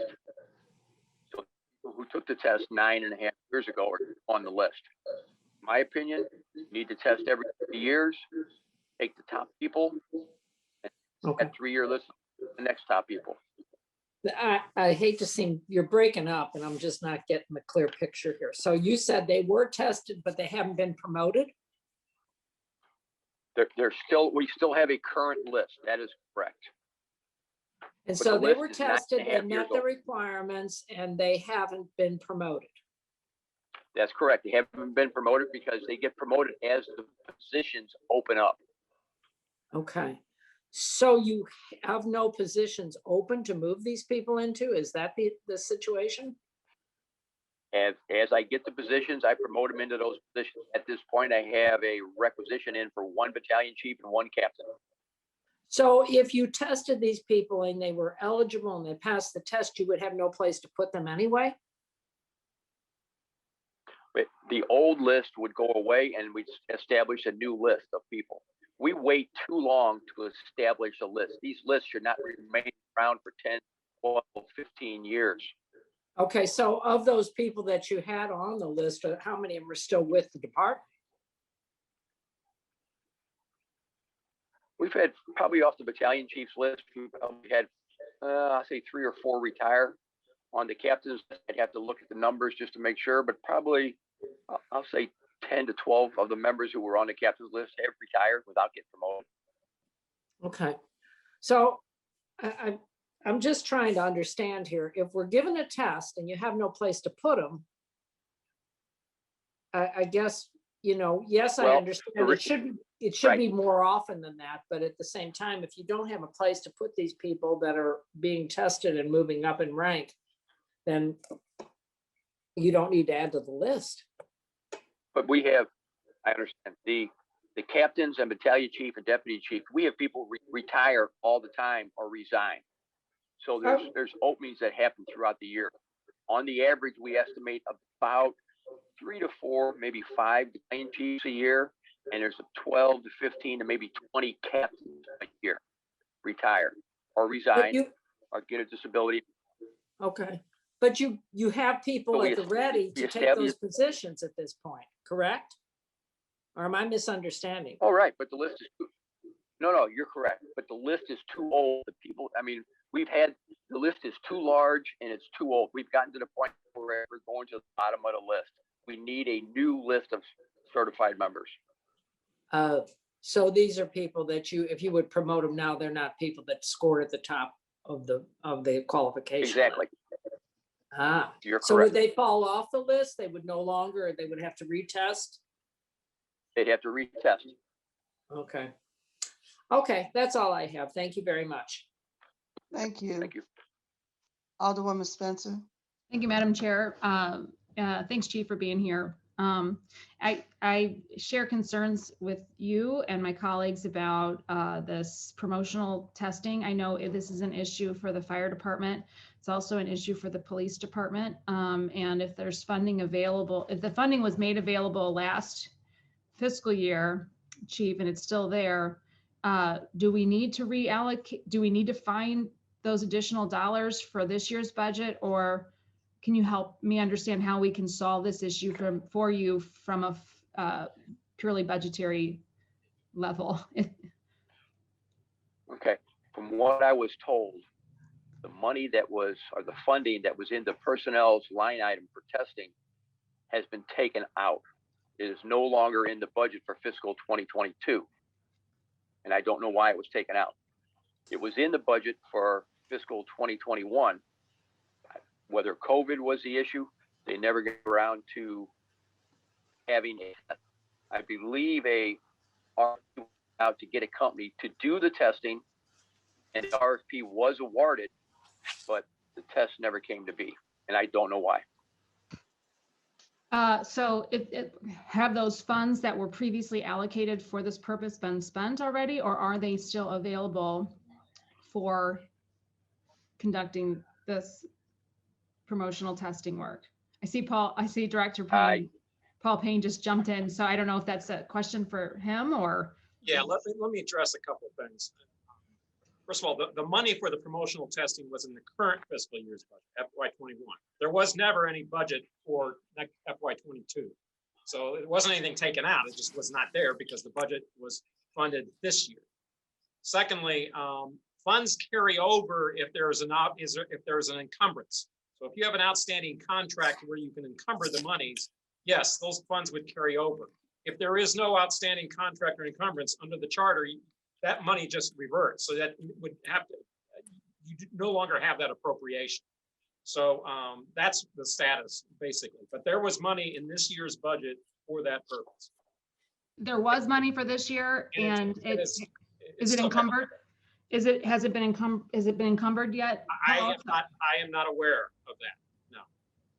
Okay, so what we need to make sure happens within the next 27 days is that either a contract is signed and those funds get encumbered, or those revert back to the general fund and then they get immediately reallocated for this purpose, so that we can make sure that those folks that have been waiting 8 or 9 years for the ability to have a promotion can step back in line and get that, get their due promotional opportunity. Am I correct? I'll defer to the Department of Personnel. Paul, so that's the Director of Personnel that's responsible for encumbering those funds with a contract. Is that right? That's where the funds were appropriated. Okay. So, Madam Chair, I'll defer to you on this, obviously, but perhaps the Ways and Means Committee could communicate with the Director of Personnel about this matter to make sure that we get the fire department the testing, the promotional testing they need, and of course the police department as well. And speaking with the Ethical Society of Police, I'm sure this is an issue for both the police and fire department. This is an issue that disproportionately impacted officers of color. It was my understanding as the new officers were coming in and not being able to be promoted. I would imagine that's similar in the fire department. And so this is really, really an important issue for a lot of different reasons. And we need to make sure that we have those funds available for promotional purposes. I can agree that we should contact them, and we will contact them. Most people don't understand. When you have professional lists, you must renew them because there are new regulations you should know, all kinds of things. And when you keep a list more than 5 years or 6 years, it's really not helping your opportunities there at all. It's just not fair. I know with the state, I think we change our list because I was on a list with the state when I worked for them. I think every 3 years, the list was renewed. And you would just have to take the test again if you were still interested. Exactly. Yeah, and that's how it worked. And it works that way with many entities. So we really got to get into the 21st century with this personnel department. But I thank you for your comments. Did you have any other questions? No, I just wanted to thank the chief for serving, I guess, you know, in this extremely difficult year. You know, we want to make sure that all your folks have the ability to move through the ranks as they've earned. That's all I have, Madam Chair. Thank you. All right, thank you. Alderwoman Boyd. Yes, Madam Chair. I'm sorry, I was raising my hand. I was getting so excited about the conversation. And I was like, hey, I got something to say. I forgot my turn was coming up. But I just wanted to comment also because I think this plays a role on the morale of the police and fire department. Absolutely. And so, you know, I keep hearing all these excuses why we can't get people or keep people. And it's things like this that hurts us. And so we can't hold on to staff because they think we don't care. So I really support us going to the personnel department to try to get this corrected and start looking at things deeper to make sure that the employees are looked at in a positive way to build their morale up. So thank you very much. I appreciate it. Thank you. Alderwoman Navarro. Thank you, Madam Chairwoman, and thank you, Chief Jenkinson, for everything that you do and for your service. And I support my colleagues in, you know, any efforts to make sure that we can, you know, get your folks the resources they need. So thank you. I don't have any questions, but thank you very much for your service. Thank you. Thank you. Alderwoman Middlebrook. I have no questions or comments. Thank you. All right. Alderwoman Evans. Thank you, Madam Chair. And Chief Jenkins, I just want to say I thank you for all that you do. And I have no further questions at this time. Okay, thank you. Chief Jenkins, one of the things I wanted to do is compliment the entire fire department that includes EMS and others. They do a great job with a limited amount of staff. We know we need more. We know we need better equipment. But this Saturday, while I was doing my checking out what's going on, I enjoy watching them collecting for the fundraiser Saturday. And it was a great opportunity to watch young kids running up to a fireman and drop the money in the boot and looking at them with wide eyes, and they're being courteous and all of that, to get response back from residents when you all are out putting in air conditioners, putting in light bulbs where they're needed, passing them out, all those extra things. And that all makes a difference. So I just want to say thank you. I appreciate that very much. The guys and the women work very hard, and we're good to be, it's good to be back on the streets, and COVID's hopefully winding down a little bit, and we can get back to a little bit of normal life in the city with the events and all the different things that the city offers. We're looking forward to it. All right, sir. Well, thank you for your presentation, and hopefully we can get some resolution on this test. I'd appreciate it. I'm setting a goal along with others that we need to have an answer by Tuesday. Okay. Appreciate it. Thank you. Dr. Eisen? Thank you, Madam Chair. We will end with the Acting Corrections Commissioner, Jeffrey Carson. Thank you. Go right ahead. Well, first of all, I'd like to thank all of the aldermen and the Ways and Means Committee who are listening. I wanted to start off by saying when I first got here in 2014, I was downtown at the City Justice Center. There was a challenge to try to bring professionalism and upgrades to the medium security institution, and I accepted that challenge. I think one of the first things we did, and Alderwoman Davis may remember, is bring the American Corrections Association to the city. I was on the planning committee. And when I first got here, there were no certified employees. And today we have over 39 certified correction officers, managers, and supervisors, and 1 correctional executive certified. So I think, thank goodness. And I wanted to kind of bring to the attention, because this is I wanted to make sure that when you say MSI, you just don't see a terrible building, which you can. But we are city employees, and it's very difficult sometimes to manage city employees who have a difficult job when there's such a negative connotation. So in some ways, I know both Mr. Glass and I would both agree, we're kind of glad that some people got their wishes to shut down the medium security institution, because in many ways it's unfair to employees who try to do a tough job. When people come in and they don't know how to make a bed, they don't know how to dress, they throw urine and feces on people, they don't have good health care, and the city of St. Louis expects us to fix it. And we do that, and sometimes we do that with very little resources. And that brings me to the budget. In 2020 budget, there was, MSI had a budget of $13.7 million and 149 correction officers. And this year, we average 44 correction officers. And many of you already know that after 4 disturbances, our population went up to 340 with the same 44 correction officers. So we were working a lot of overtime. Downtown has allocated 198 correction officers for the last 3 years.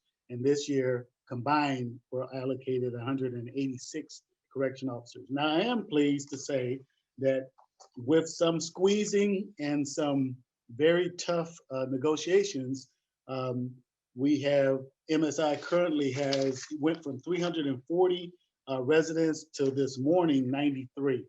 But I will caution the committee that during the riots, the dormitories and cells were not completed. So so the City Justice Center still has about 3 units that are down, and we have about more offenders that need cells than we can handle. So now that gets me to where we're at. So I'm pleased to announce that we are scheduled to be closed by July 1, which is the dictates of the mayor and the alderman.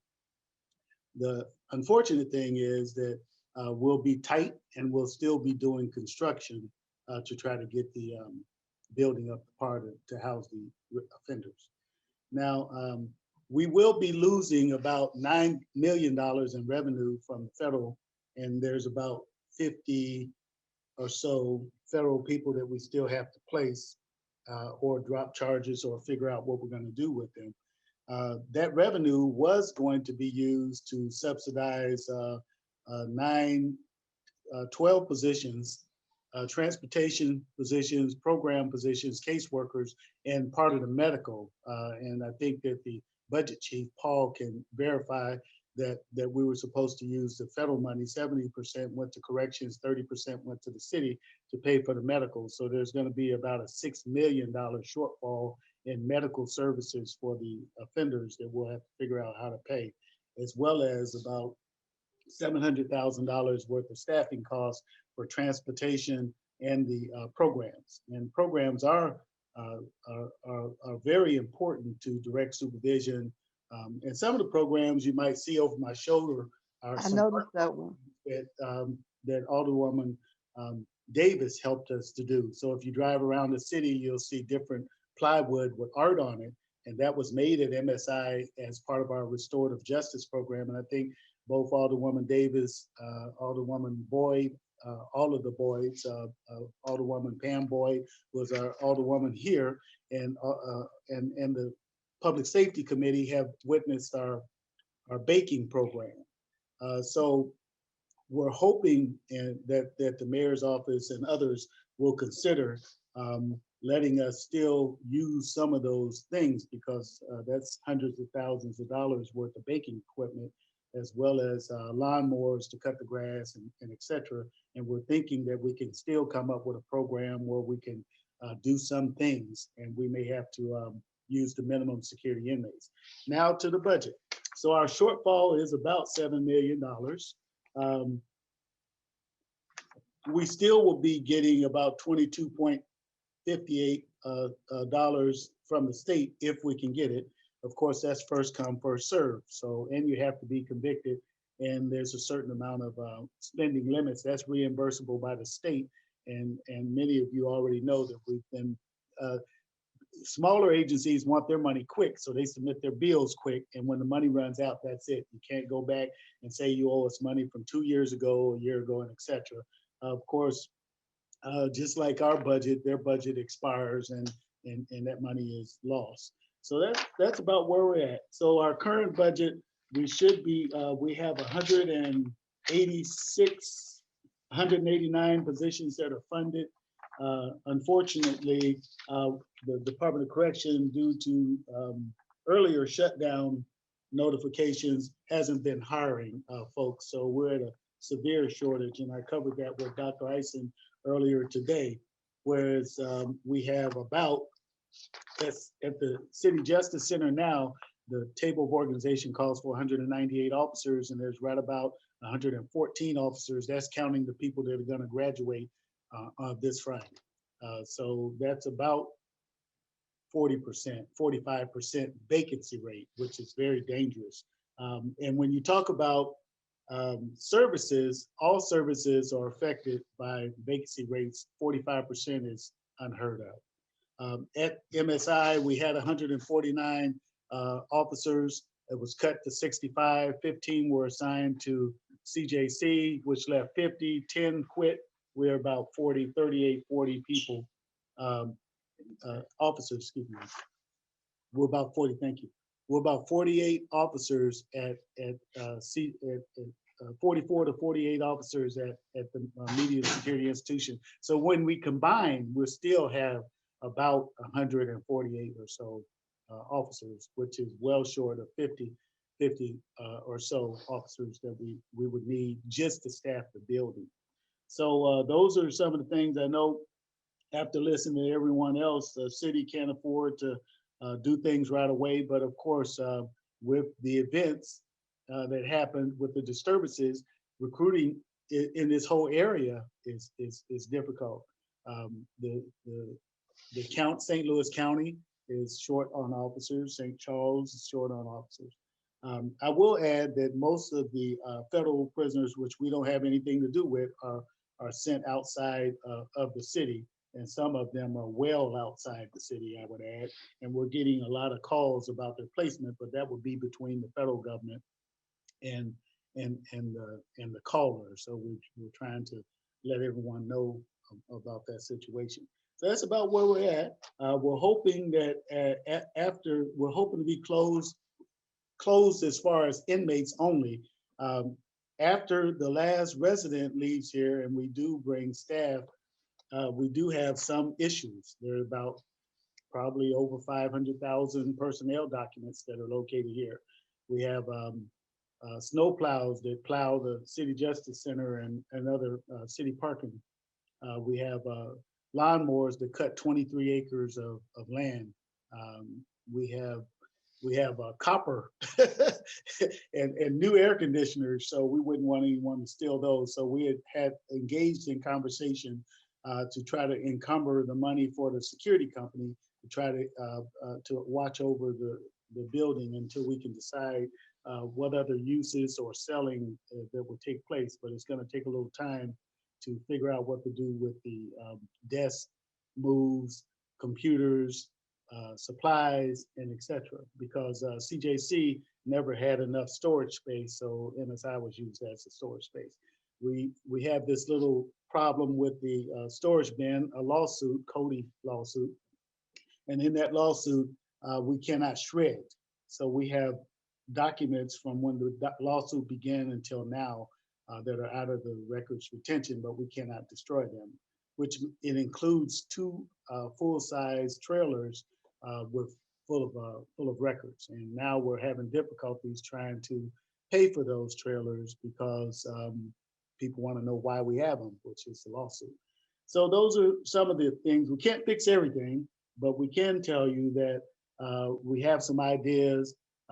Some employees are quitting because at MSI we have our own parking lot, which also has the training academy and other city a city trailer located on the property. So some staff are hesitant to go downtown to pay an additional fee to park. And I know some people say, well, other city employees have to park, but a lot of city employees at MSI have worked here 30 years.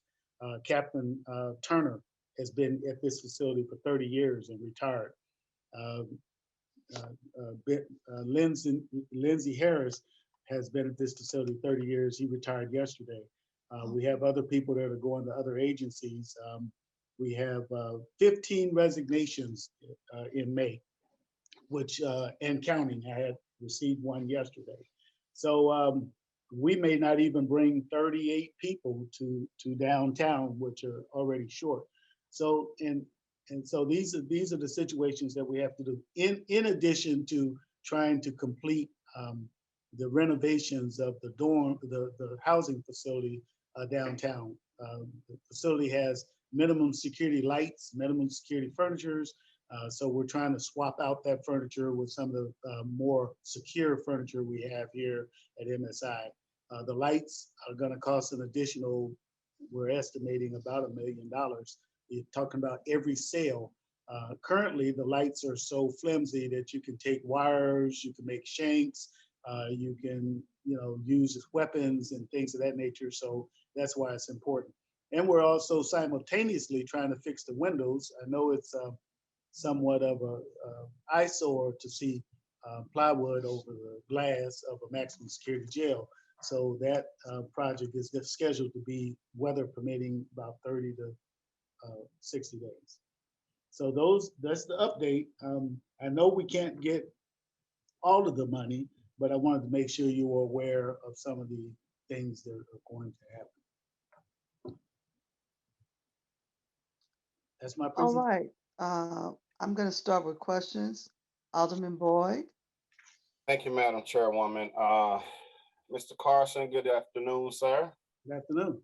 I certainly want to commend you for all the hard work you put into MSI during your tenure there. I've been over there and I've seen nothing but professionalism. I want to publicly apologize to you for all the negative publicity that that your organization has received unfairly. So let me get into some of the stuff you talked about, because I'm really kind of confused. And there's just some snapshots of what I thought I heard you say. CJC has more offenders than you can handle. Yes. So say for instance, if you look at our combined population report, you'll see in one of the units, there's 23 offenders. Well, those are females. So we cannot put any more males in that unit, which we explained that back in under the Alderman Bill 92. So those 23 females have to be separated by sight and sound. Juveniles have to be separated by sight and sound. And there's 3 units that are that were torn up somewhere between February 6th and April that are not online yet. The doors are scheduled to come in, and they'll need to put new doors and windows in, as long as and operating the cells as well. So the cells have computers that open and close the doors. So those are offline. So yeah, and there's some special needs people in 4B that they have mental health issues that won't allow them to be able to cell with other people. So they have to be single celled. So that kind of influences. Plus, we cannot affect or control the arrest rate. So when you look at the confined population report, you'll see some people in tanks, some people in post-admission housing, and you'll see some people downstairs. And there are some people that are in jurisdictional holding tanks for the police. And all of those individuals, my estimate when I went through and did a walkthrough on June 2nd, and I'd be happy to share that with you, was 283 people needed cells. and we definitely don't have that many cells available. So that's about where we're at. Okay. And it's going to be a disservice to really have all this conversation with you doing Ways and Means, because there's really a lot to talk about. So did I hear you say you're losing $90 million that used to get from the federal government because we're no longer 9 million, $8 to $9 million. 70% of that went to corrections, and 30% of that went to the city. And currently we have, I just provided Dr. Eisen about 59 dual charges. That means that they have a state charge and they have a federal charge. Federal. And of course, if the federal dropped the 59, then we're stuck with them. So let me be clear. When you say 70% went to corrections and 30% went to the city, what do you mean by that? I mean, the 70% of the 9 million went to corrections for renovations. So like that's how we did the pods and the floor and the showers and fix things. Gotcha. And then what they did was on this budget cycle, instead of fixing things, they closed MSI and said you have to pay for medical. But then we're losing, we had about 190 federal people, now we're down to 59 and we're losing those fast. We transferred 7 today. So that means that we won't have the money to pay for the medical, which would be about $6 million short. Okay, so that's the 6 million you're talking about that you're going to be short. Yes. Okay, that's for medical. And then you said you're going to be short 700,000 in staffing. About 700,000. We had you gave us authorization for 9 on our transportation committee, and that's paid out of that fund that we would have received from the revenue. And we also have a program manager, Catherine Wright, and we have 2 caseworkers, reentry caseworkers, to help people get medicine when they get out of jail and things of that nature. The resource fair that we had, they do those type of things. So it's about 9 plus 3, that's the staffing cost. Okay, you had talked about, I guess you guys are getting complaints from family members because people are housed now, relocated to other areas far away. And how often are you getting those calls? About daily. While I was on this Zoom call, I had 2, but I just have a pat answer where, those are they're charged federally and we don't have anything to do with the placement. But we actually did have something to do with that. We started that. It's because the administration decided they didn't want to house federal detainees, that they had to be moved. So let's be clear.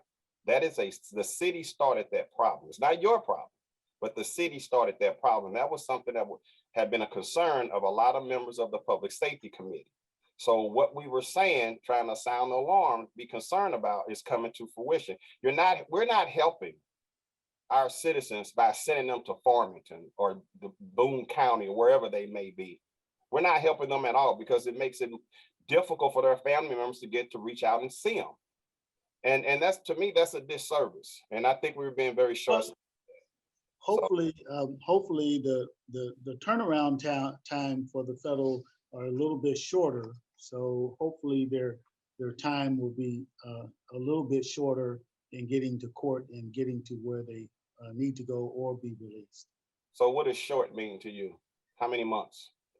Well, our rotation of federal offenders are quicker than the city in state charges. I mean, they're getting to court a year before the city charge, the state charges? I don't think a year. Yeah, I think it'll be shorter than that. But I looked at some of the charges, dual charges. The longest one is about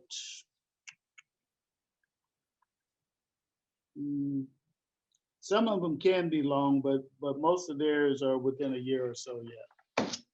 Okay. Unless it's a murder charge, murder charges are long period. It doesn't matter. So the bright side is they will go to court a lot quicker than people on state charges, even though they move hundreds of miles away.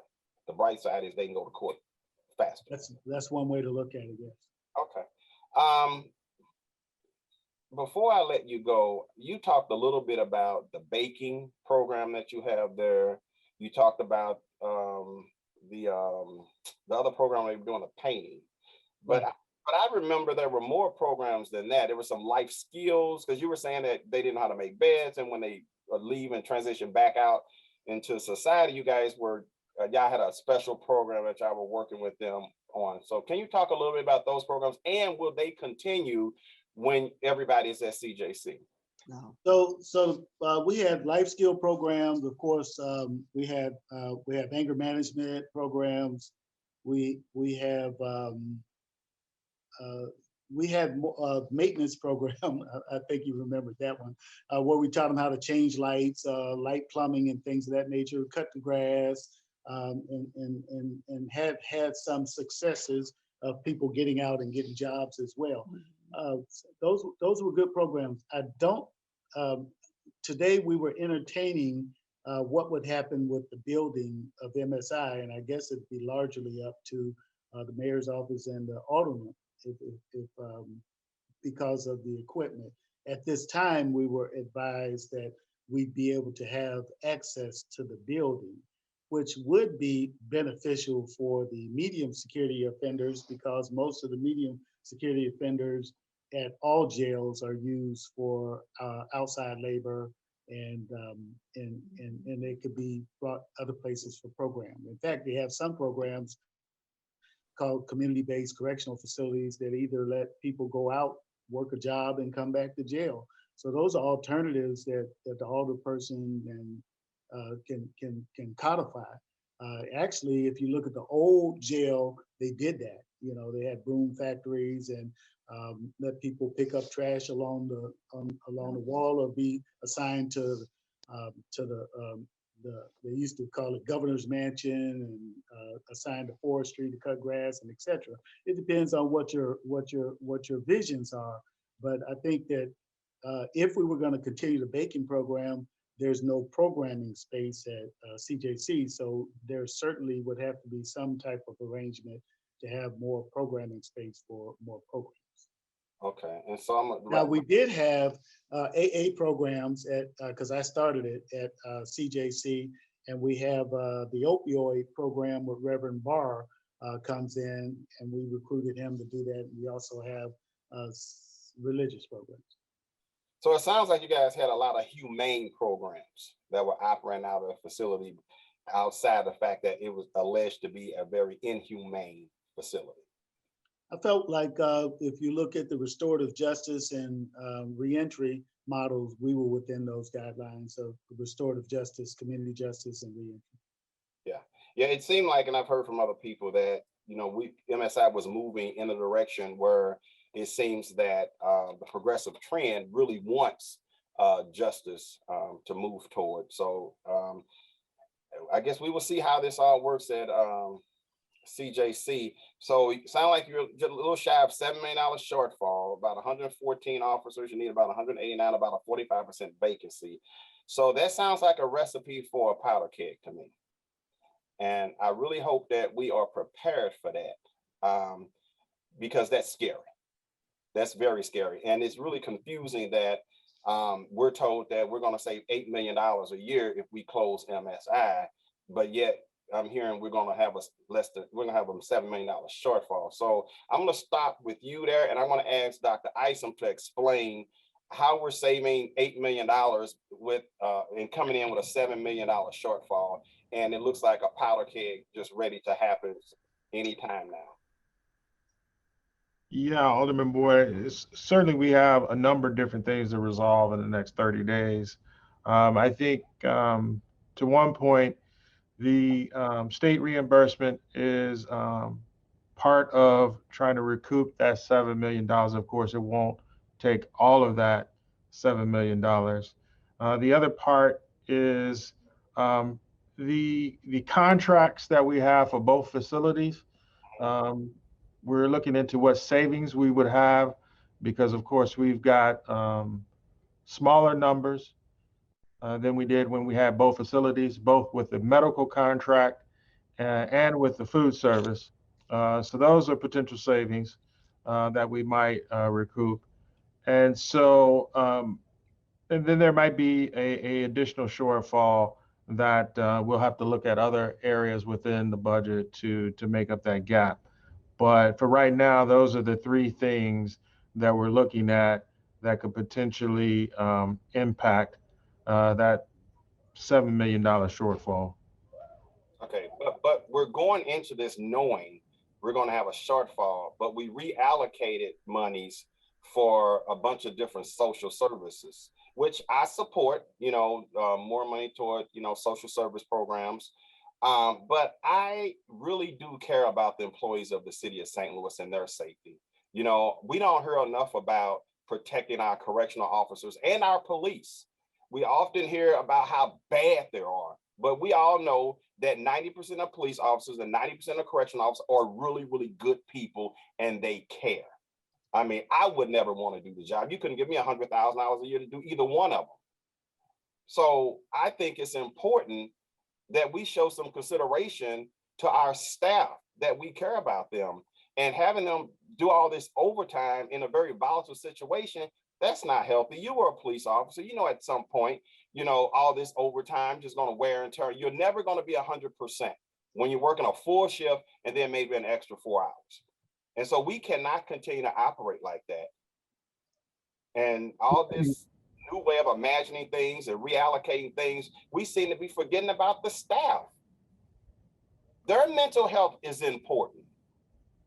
No, I certainly agree with you, Alderman Boyd. And we had this conversation this morning talking about increasing the number of people hired, so other strategies in terms of getting more personnel in the short term. Also, as you indicated, taking care of our employees to make sure we retain them, and looking at ways in which we can further reduce the population inside the jail, which makes it a difference as well, the number of people that they are actually going to have to oversee.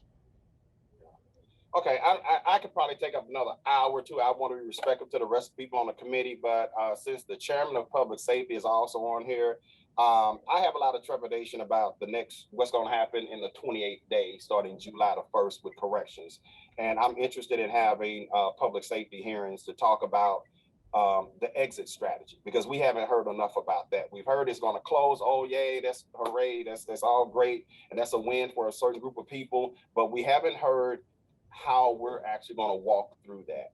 And I want to make sure that not only are detainees safe, but our staff is safe when we make this transition. So Alderman Boyd, can I mention one thing earlier today or this week that Dr. Isom and a couple other staff and I discussed? We have a security contract and some of that money is encumbered. I think it's 500,000 was encumbered and it's not funded past July 1. Certainly the security contract was to provide relief for the severe shortage of correctional officers. And so we're hoping to encumber, one of the strategies is to try to encumber that money to go at least till December so that we can hire the appropriate staff and be at the appropriate staffing level. So we discussed that earlier today. We see what Dr. Payne thinks about that one. All right, I gotta go. Thank you guys, appreciate it. Thank you, sir. Just to bring some clarity for those who may not know everything from day one, we all voted to close the medium security. I voted for it and supported it. But we also said we would have a plan before it was closed. And it sounds like we're trying to piecemeal something that is not going to work at this moment. And maybe we need to step back and get our plan in place so that the plan is successful. And that is the ultimate part of any operation, is that you make sure that when you are preparing to change process and procedure, that it is done with all factors considered, and most especially safety. And I don't hear that right now, but I'm going to continue to listen. Again, there needs to be a plan, and the plan has not been properly executed. Sounds like you guys are working on it, and you're not quite there yet. And I'm doubting seriously you're going to be there by July 1. Go right ahead, Alderman Vaccaro. We are going to have hearings in public safety. And what I voted for and what I assume we all voted on was for them to come back, which Commissioner Glass came back with a plan on how they would close it. Not that they would, we voted on a plan. The plan they came back with is exactly what they're doing right now. They're sending people far, far away. We're going to have our prisoners, our people that are only on state charges.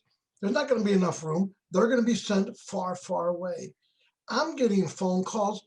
I got some from the NAACP in letters where we're putting people in holding cells over at the Justice Center now, and they're sleeping on mats in the holding cells. I assume that's factual, or these people wouldn't be sending this. We're going to take people, and then I'm a little bit more even outraged when I hear that $6 million is being cut from the medical. My God, this is insanity. It is absolute insanity. But July 1, that place is closing. It's not in the budget, and it'll be on the mayor and all of her staff, because I will not be voting for that budget that has that in there. These people, we're putting people in a much worse situation. Can acting commissioner, can you tell me, are people sleeping on mats in the holding cells because there's not room for them? Alderman Vaccaro, when we first met, I was downtown, and then I came down to the Justice Center, and you very much wanted to close the workhouse, and I thank goodness for your open-mindedness of coming to visit, and we even played basketball together. So, right. So I wouldn't lie to you. So here's the way it works. When people get arrested, they go to a police tank that's off-site. Then they get transferred to the downstairs lower level, which you have seen, tanks. And then from that tank, which could be 24 hours or more, or it could be 8 hours, they go to the second floor tanks, which is operated by the processing area, but the corrections folks have to do the searches and kind of monitor that as well. Unfortunately, that's where the game stops. Because of Corona, we had to have different areas to isolate for 14 days to make sure that those individuals are separated. Those are tanks. They're in other jails, they're called open seating, which is a bench. We actually built a little tank, a little wall around the benches that will be open seating. And unfortunately, they're not made for housing people for long-term meaning 24 hours. So yes, because of the backlog, we have people that are in tanks, and then from there they should be able to go to what we call post-admission housing. But unfortunately, we have other people that need cells to go from post-admission housing up into a cell. Well, as you know, I'm very aware. I mean, I'm very aware of these people being 16 plus people being held for weeks at a time, where there's no access to showers. There's one toilet in there, but God, let's see how many more people we can stuff. I oppose this January 1, it's going to close, but it will close because there's no funding. We will lose money. I agree with the Vice Chairman of Public Safety that this is a powder cake that is going to be, and by January 1, we're going to be sending people on state charges far, far away. And it's going to cost us to house those people far, far away, which we're not budgeting, but was $55 to $65 a day that we're going to have to house people in places far, far away. I think this whole, well, we're going to do this. It's a pledge I made when I was running for office. You got to think about the people that are in there. And all this stuff, I saw Donnybrook in the big circle around why media can't go in, although they were allowed in before. I've been in there. I haven't seen all the big disasters. I've been in there. Me and John stop by every so often and we play basketball and we talk to the people that are in there. And I don't see where even the people that are in there feel that they want to be as displaced. I know this is a budget hearing and we're going to bring this up in public safety, but I think we're doing a massive disservice. And then I'm even more outraged when I hear, well, we're taking $6 million away from the medical. So, I can tell you that when I went in there, there's a dentist there multiple days a week, people getting their teeth fixed. This is at what they want to call the workhouse, whatever you want to call it. There's a doctor there, and you're right. When I first went there the first time, I wanted that place fixed or shut down. They didn't have air conditioning. It was a disaster. I have to say that Dale Glass and you and got together. That place isn't the same place that it was 6 years ago. I guarantee you 6 years ago, if you put your dog in there, you would have been arrested for, abuse to an animal. It's much better than it was. People were dying 6 years ago. We had multiple deaths. That's when I really started getting active in that.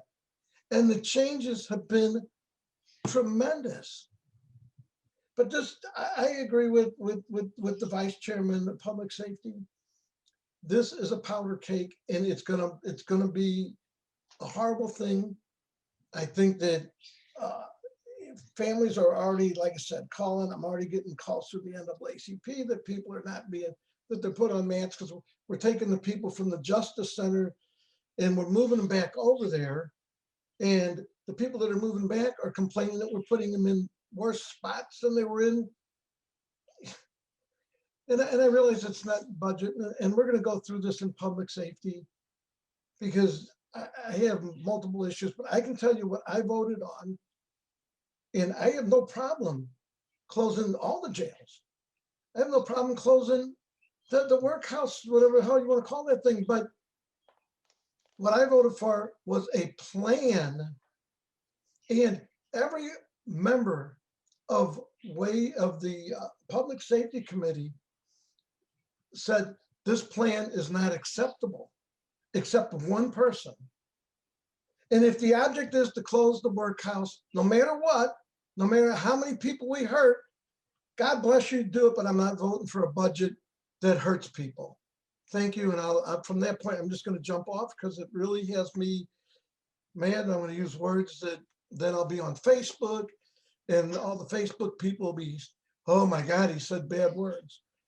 So I am going to jump off, and God bless you. And you guys, Dr. Isom and the mayor and all of them will be able to stand in front of the media and say, we closed it, but they also better be ready for all the backlash that's going to come from the people that want these things closed that you're going to have to deal with.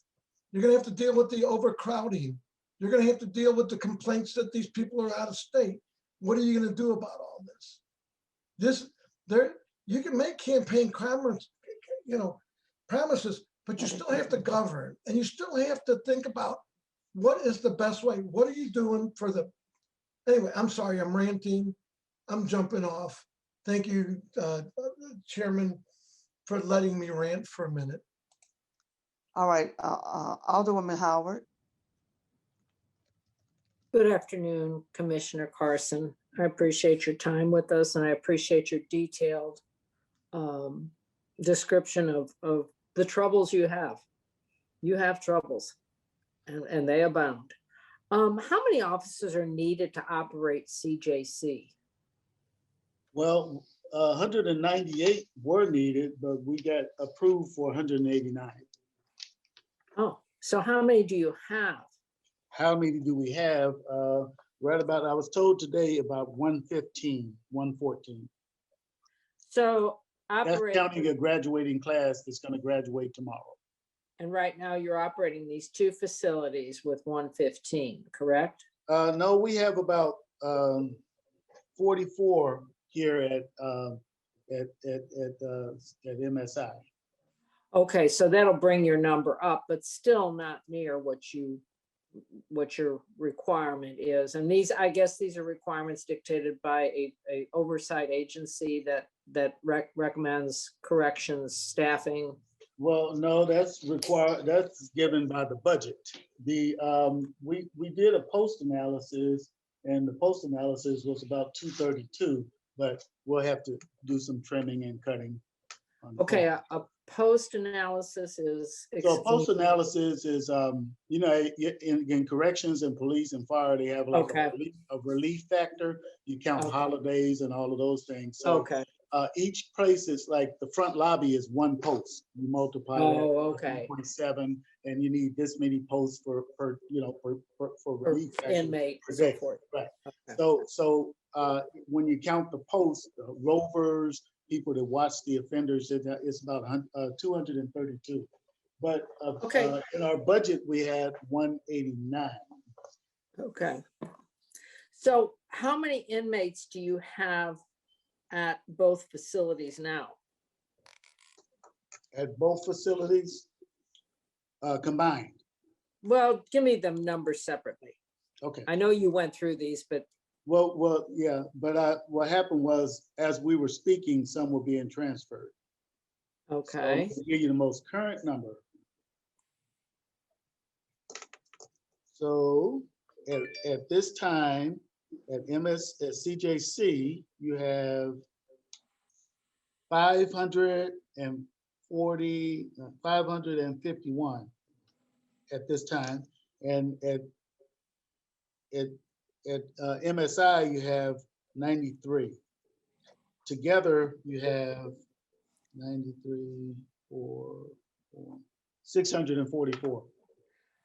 Okay, what is the capacity of both facilities? Both facilities? I mean, separately. Separately. Okay, so you have what they call non-rating and rated. What Mr. Vicario was going off about is the non-rated tanks. They're not really built for the holds, to hold people, but we can hold people temporarily. And so how many people should you be able to house? 719. Unfortunately, some of those. And that's at both facilities. At both facilities, the number's off, but I'll give you the capacity that they say. 1432. Okay. It's rated for 1181 for housing. 1,181. Both facilities? Yeah, that's for both facilities. Okay. We closed but that's considering some of these are short-term holding cells.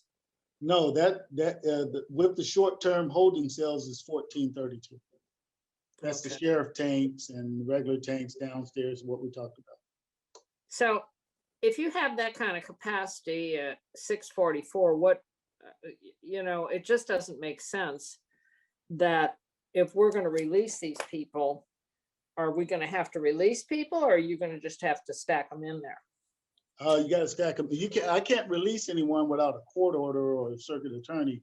And so that's the way that has to go. So I have to, once they bring them to the jail by state and local ordinance, I have to accept. Okay. So you can't just say, well, I don't have room for you at the inn. That's correct. So you have to put them somewhere. I have very, very serious concerns about this for both the safety of the inmates, the safety of the corrections officers, and the others that work in the facility. If we begin to put them together and overcrowding. We're dealing with people that, some of them may be dangerous, some of them may not be, but at the same time, how do we decide who, when pressed, can become dangerous? So I'm really thinking that we need a better plan to put this together and to close the workhouse if that's what we intend to do. But I really regret that some of the programs that have been offered in the past will no longer be offered. When you're talking about humanizing people that probably have been marginalized, I think that we're going to lose some of that as we move forward and put people in the CJC. So I'm hoping that the chair of the Public Safety Committee we can work through this, but I really think we need a better lead time. And then the other thing is the value of that facility that you're sitting in. What's going to happen to that? We lose so many resources we have here in the city by knee-jerk decisions. So, okay, thank you so much for your time, and I appreciate your stepping up and taking this on. Thank you very much. I appreciate your comments, Alderwoman Howard. The one thing I do want to add is we're a little time strapped with juggling because of the sales that are down. So during the disruptions of December, January, February 6th, and Easter Sunday, there was some destruction, and we're trying to get that completed as we are transferring people. So we should be combined into one facility by the time that was directed, but we're hampered by the sales. How many cells have been impacted? It was five units, and at this time, there's several units that were able to replace the doors, but the door mechanisms are remote. They're not in close proximity. So at this time, we need to repair 3C, 3D, 4A, and then there's other repairs with the windows as well, and the computer systems to open the doors. So we don't have the computer systems to open the doors, close the doors? We're working on that. Yes. Wow. There's a plan for it, but at this time we figured out a remote way to open the doors from the master control system. Usually the officer has the ability to open and close doors, and then we have a backup system that's remote, the control center. And so we're going to be able to use the control center, the remote center, to open and close the doors. So they have to be contacted by radio. That sounds risky. Better believe it. This just, as the alderman from the 22nd said, this is a recipe for disaster. Yeah. Okay, thank you so much again for leading this. And I hope we can avoid any disasters. Thank you. Okay, Alderwoman Spencer. Thank you, Madam Chair. Thank you, Commissioner, for being here today. So can you help me understand the federal contract that we used to have that would take all those federal prisoners? Is that officially ended? I'm unaware. I am aware that the federal prisoners, both straight federal and dual charges, are being transferred.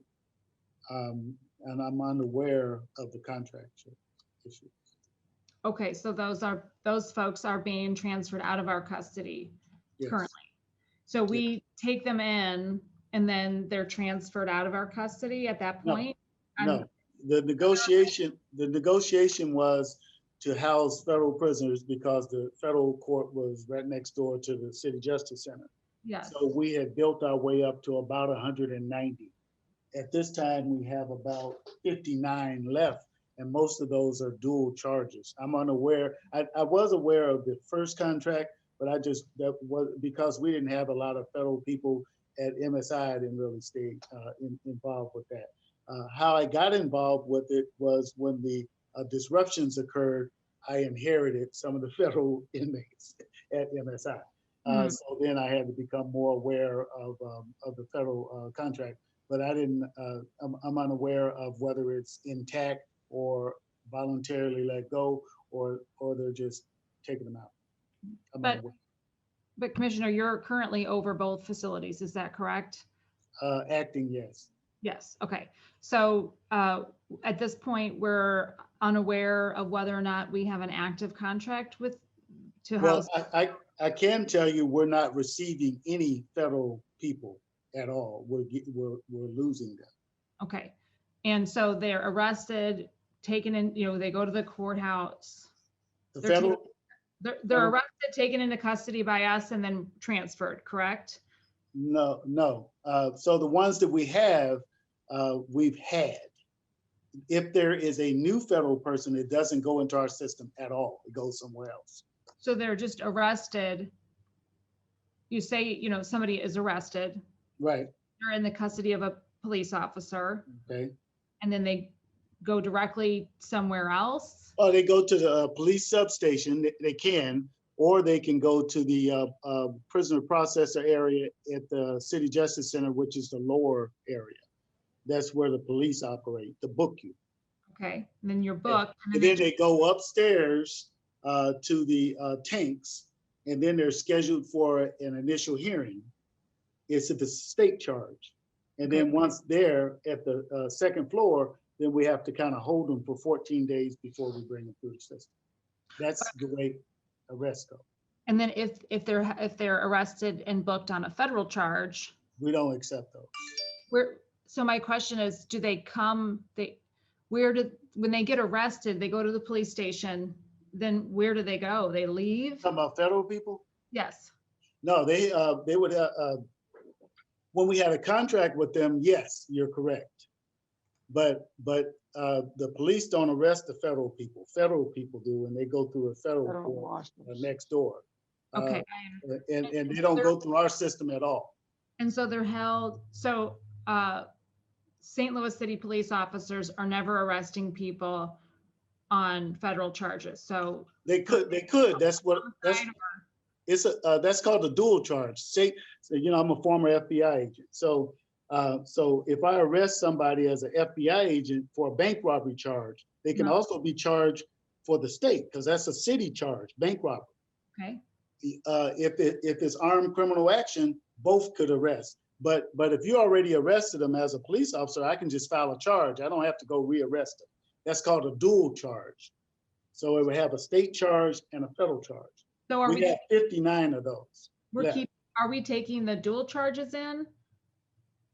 Well, because it's a state charge and it's a dual charge.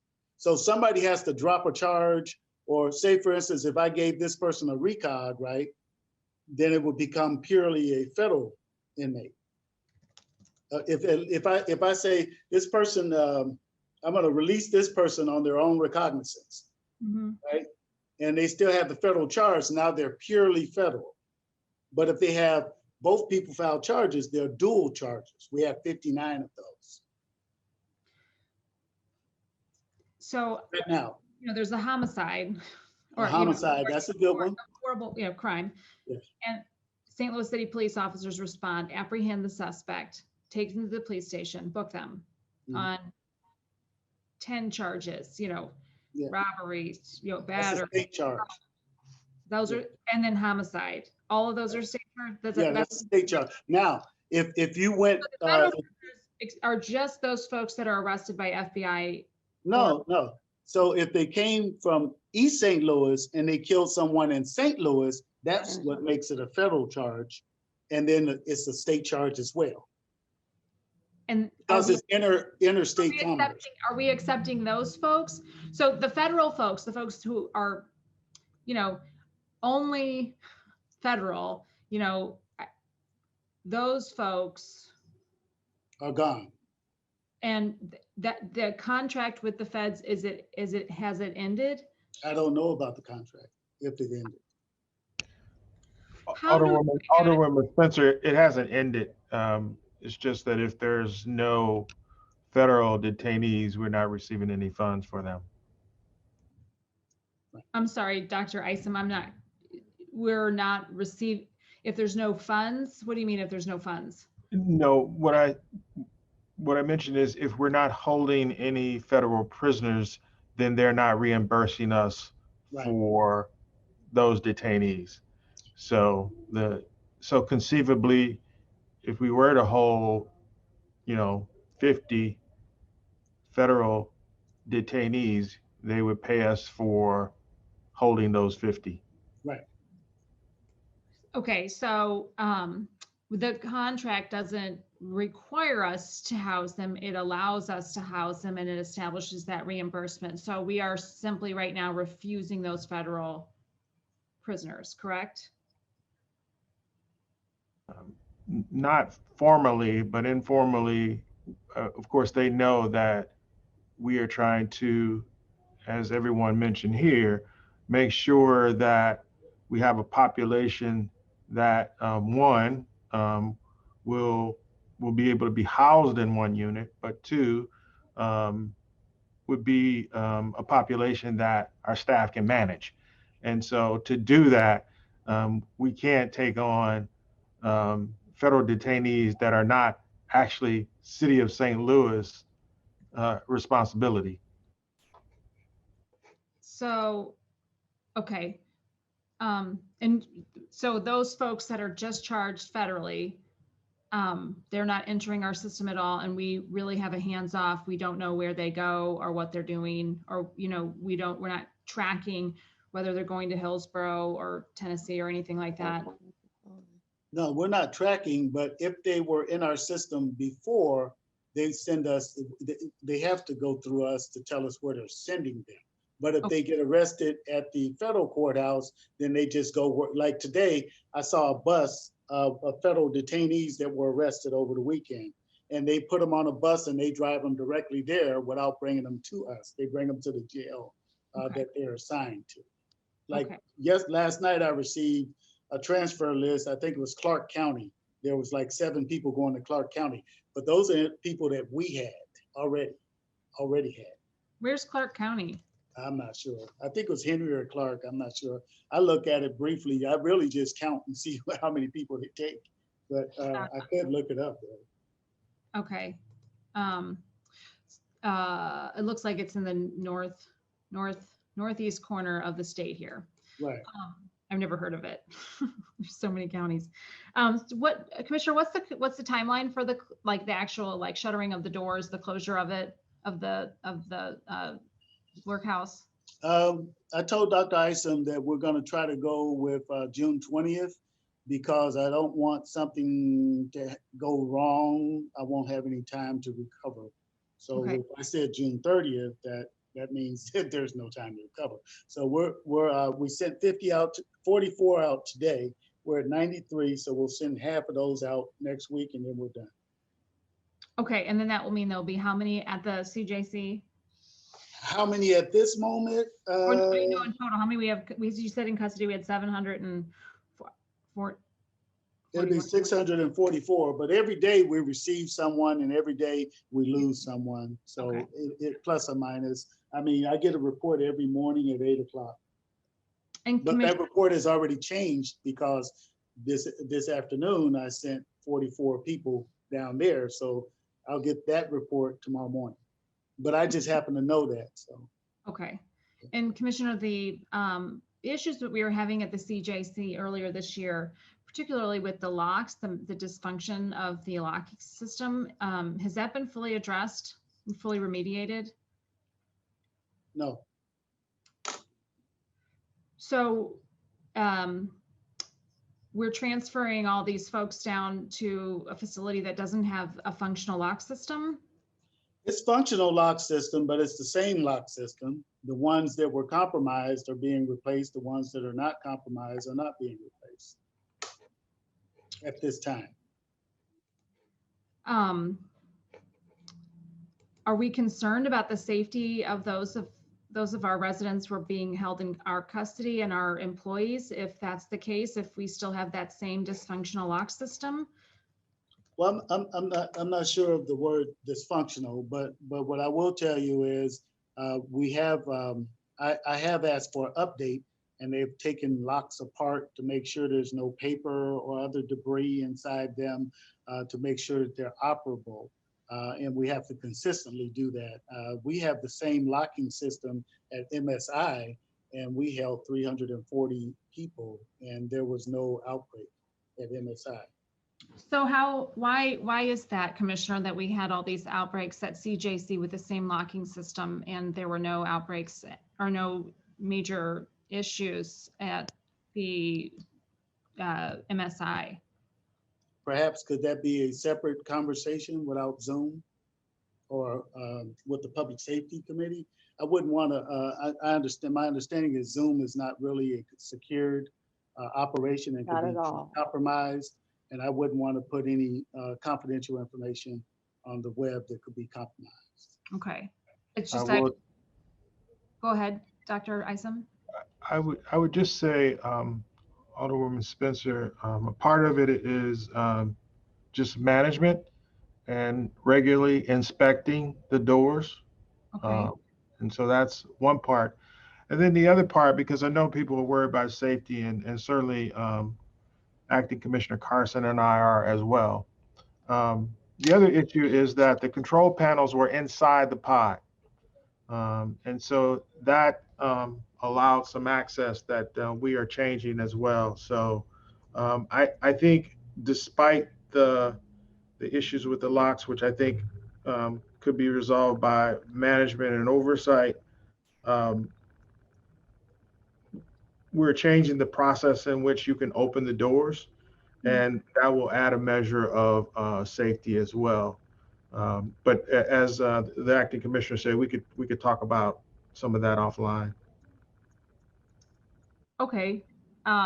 So do we have a fairly reasonable level of confidence that we're not going to have a lock, another issue with those additional safety protocols put in place over there at the CJC? Well, or do we need to have additional funding, or is this something that we need to be addressing? I guess what I want to make sure is you have all of the tools you need to have to hold folks in complete safety. Well, under Dr. Ison's leadership, we're meeting with Brad Pierce and Bradley to look at a long-range plan. Of course, the long-range plan is to create a mini control center in the unit that will be away from the inmates. Currently, the way the structure is, the officer's desk and the unit and door mechanism is furthest away from the exit door, which at MSI, we changed that where it's closer to the exit door. So you have basically, you walk through the entire unit and you go to the back of the area. And so we're looking at simple things like changing the location of the desk, changing the accessibility and opening of the doors, but those are longer term things that you would never be able to do before June 30th.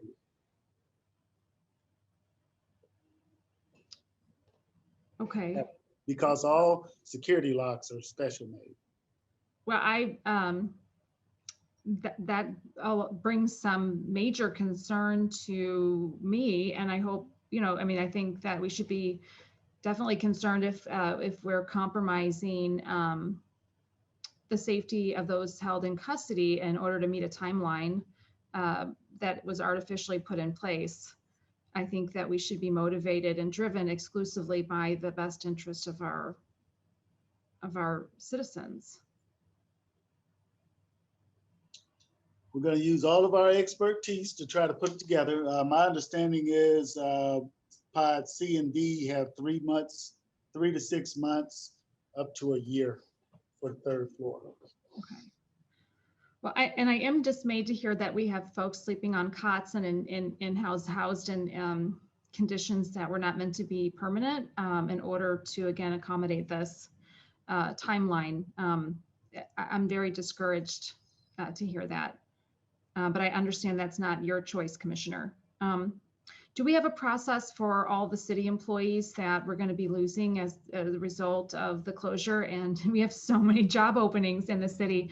What is the plan for those folks and their continued employment? So what I did was about, I think May 5th, when Dr. Isom and I talked, I went to the personnel and payroll to make sure that all of the staff that were at 632, which is MSI, get transferred over to 633, which is the new budget and the division for Department of Corrections. And so hopefully their status form should be done this week or next week for everyone. And at this time, we're offering tours for employees to make it a little bit more simple, because some employees here have worked here their entire career. So we're letting people go down to walk around, take a tour, ask questions. And the other thing we're trying to do is let people park here at MSI, and we'll have some type of security because we still have the training academy here, and we'll kind of bus them down to the CJC because they don't pay for parking at MSI. And $70 a month is somewhat taxing for correction officers that are not the highest paid correction officers in this area compared to St. Charles and St. Louis County. So to add $70 on top of their other bills is, we thought would have been overwhelming. So Dale Glass and I authorized staff to be bused down to CJC so they would not have to pay for parking. So those are some of the things that we're trying to do to make things easier. Some people are just not feeling comfortable with that and are leaving and asking for transfers to other city jobs. City jobs. So then are we going to have space? Are we going to have budget for that, the same number of employees to stay, so that we're not going to be sort of forcing people out of a No, job? if we took every employee at MSI, we're still short by 40 or 50 people. Well, that's encouraging, and I'm glad to hear that. One thing I might mention, although it's clear that we have a lot of things to work on before the end of this month, and quite frankly, if we can't get them done, we can't get them done. So I don't think it's an artificial timeline in terms of safety. But it's good to note that we were also understaffed at MSI as well. And because we were in this mid-ground, and Acting Commissioner Carson can speak to this, is that his numbers were drastically down at MSI as well. And the repairs that needed to be done, although there had been done significant repairs, had been halted as well. So, you know, we were in this mid-ground where not enough personnel at MSI, repairs weren't being completed. And so we're moving towards one facility, which would be much more adequately staffed than two alone. And, you know, we're working towards all the security things that we think we can put in place to protect corrections officers and detainees under the circumstances. Well, I appreciate that. I think, thank you, Dr. Isom. I do, you know, I mean, just with the sheer number of incidents related to the locks earlier this year, and, you know, the danger that we put our staff and our those held in custody. And I am concerned that, you know, we make sure that we get all those things addressed entirely before we move to put everybody exclusively in one facility. You know, I don't see anything about this timeline that isn't arbitrary, but I don't understand the rationale for moving it more quickly than would be in the utmost safety of all those involved. I don't have any further questions. I really appreciate the frankness and, you know, the ability to ask all these questions. It's such a sober issue, and one that I think has really been wrapped in a public mania, or not, mania is not the right word, but certainly a lot of interest as well. It's a well-deserved interest. You know, this facility has become a symbol for our community, and one that we do definitely need to eradicate and address and close. But I do remain concerned that doing that on an extremely short timeline for the sake of checking that box is not motivated by the best interest of all involved. Thank you, Madam Chair. Thank you. Alderwoman Boyd. You know, as I sit here and I listen, and two things that keep coming up. My real job that I had in my old life, what I'm hearing is we are seeing the catering event, but nobody knows how the department got to that event.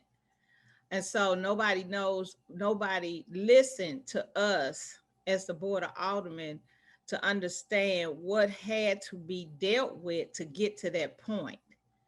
And so to me, it's just disrespectful to the employees.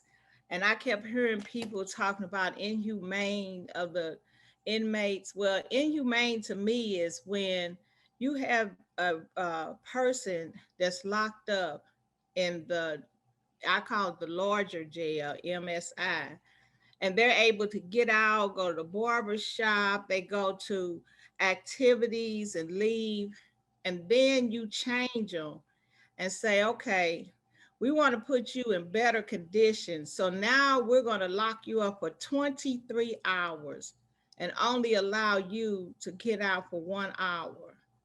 But you say it's inhumane in MSI. I guess maybe I'm crazy because it's something that's not adding up here. And I just keep seeing people presenting to the public the buffet, but they're not letting the people know the work it took to get to the buffet.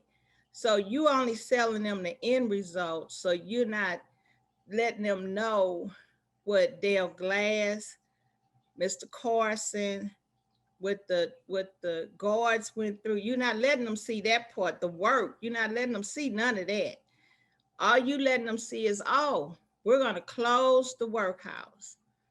And so I'm hearing Dr. Isom say it was requests for repairs that weren't done.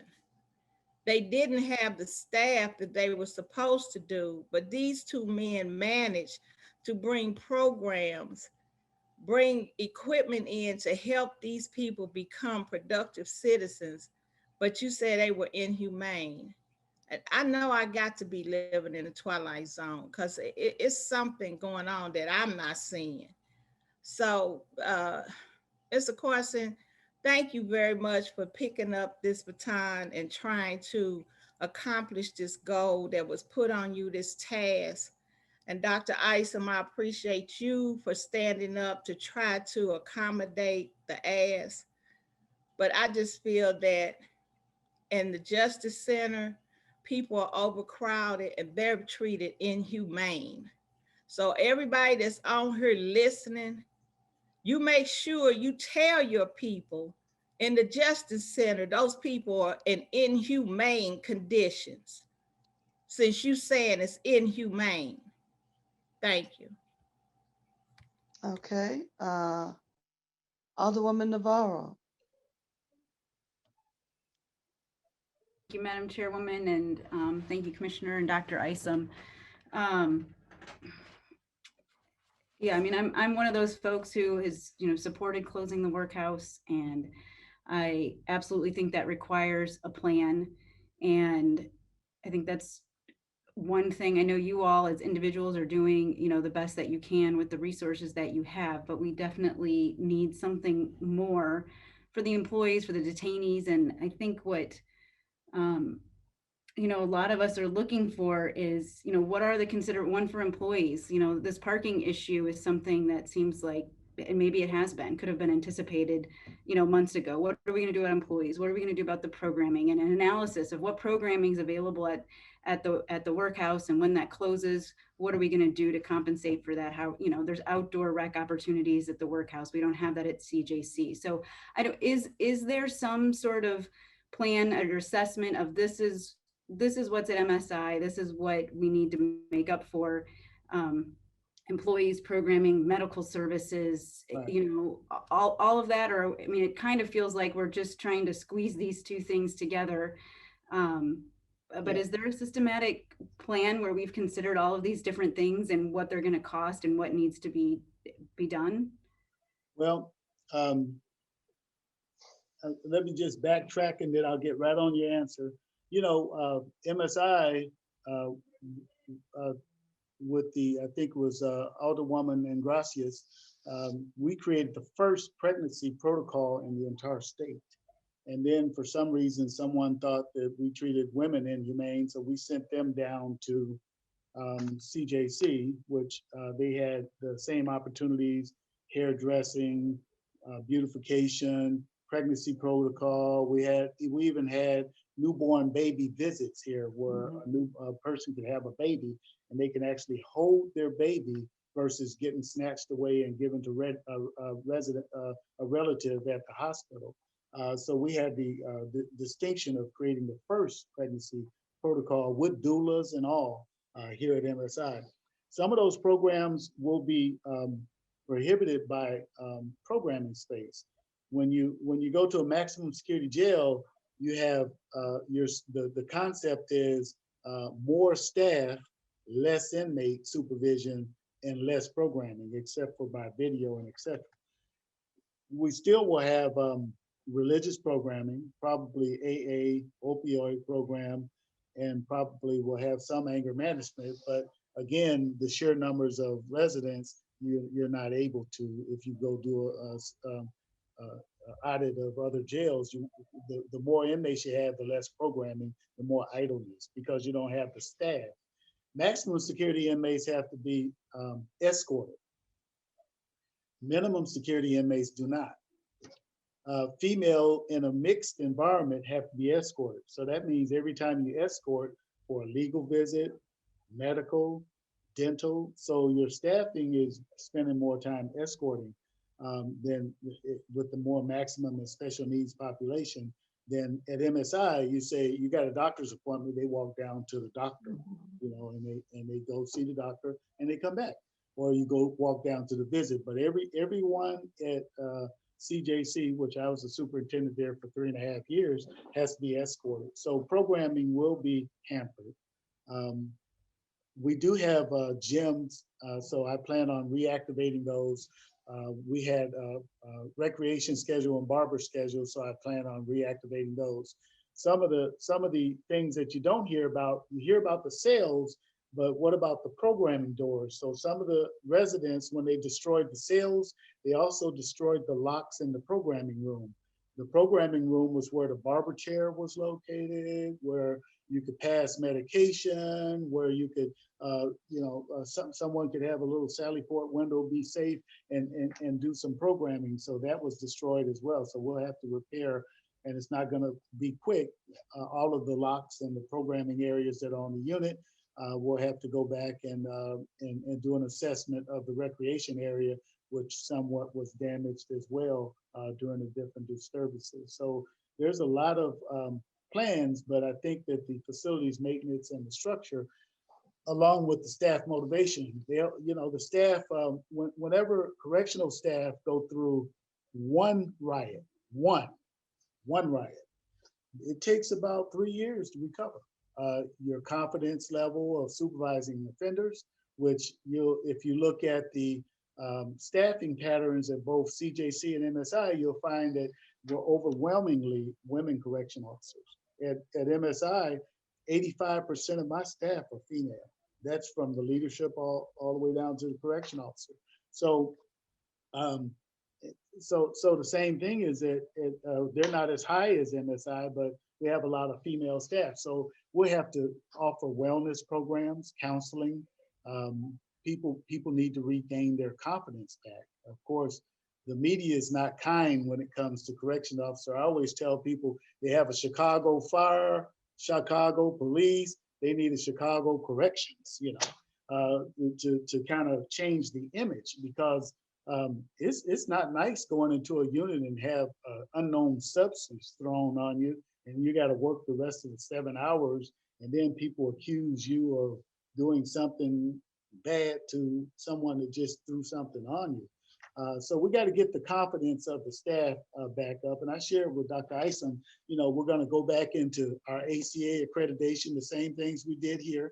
We're going to go back into leadership trainings. I told George and Adrian and Kim, we're going to do a leadership retreat so we can get people's confidence level back up. I think that we're so short-staffed that we're putting new people in sensitive areas. I want to stop that immediately. The general guideline for the American Corrections Association is you should be off of probation and at least a year before you work with the more maximum security or mass assault offender. Well, you walk through and you see brand new employees working with mass assault offenders. They get manipulated, they get turned around, and you can't properly supervise. So we'll have to do a retraining of the staff, get people certified, take a step back, and then we'll start working on the programming. But we can't work on the programming if people have lost their confidence. That's just on one disturbance. Then the second disturbance, you double that. Then by the time you get to the fourth disturbance, people are shattered. The leadership is shattered. So we have to regain the trust of the leadership.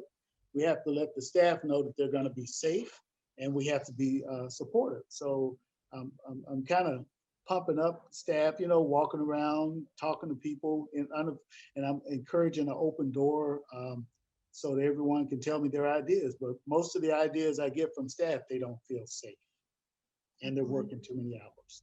So we have to be able to find a medium somewhere, because if 25 to 50 staff quit, this city is in tremendous danger of not having a jail. You don't even have to worry about if you're going to have one. I don't think you'll have one. And if I can't be honest in telling you what my professional assessment is, and I don't want this job because it's a dangerous situation to not have resources.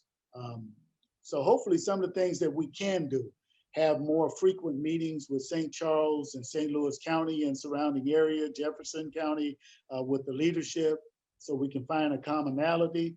I'd like to have more candid conversations with the Public Safety Committee and the Board of Aldermen to get real live input. I want to be able to meet with the correction officers to see what their concerns are, and the union, to see if we can work our way through and get our confidence level back and a training back.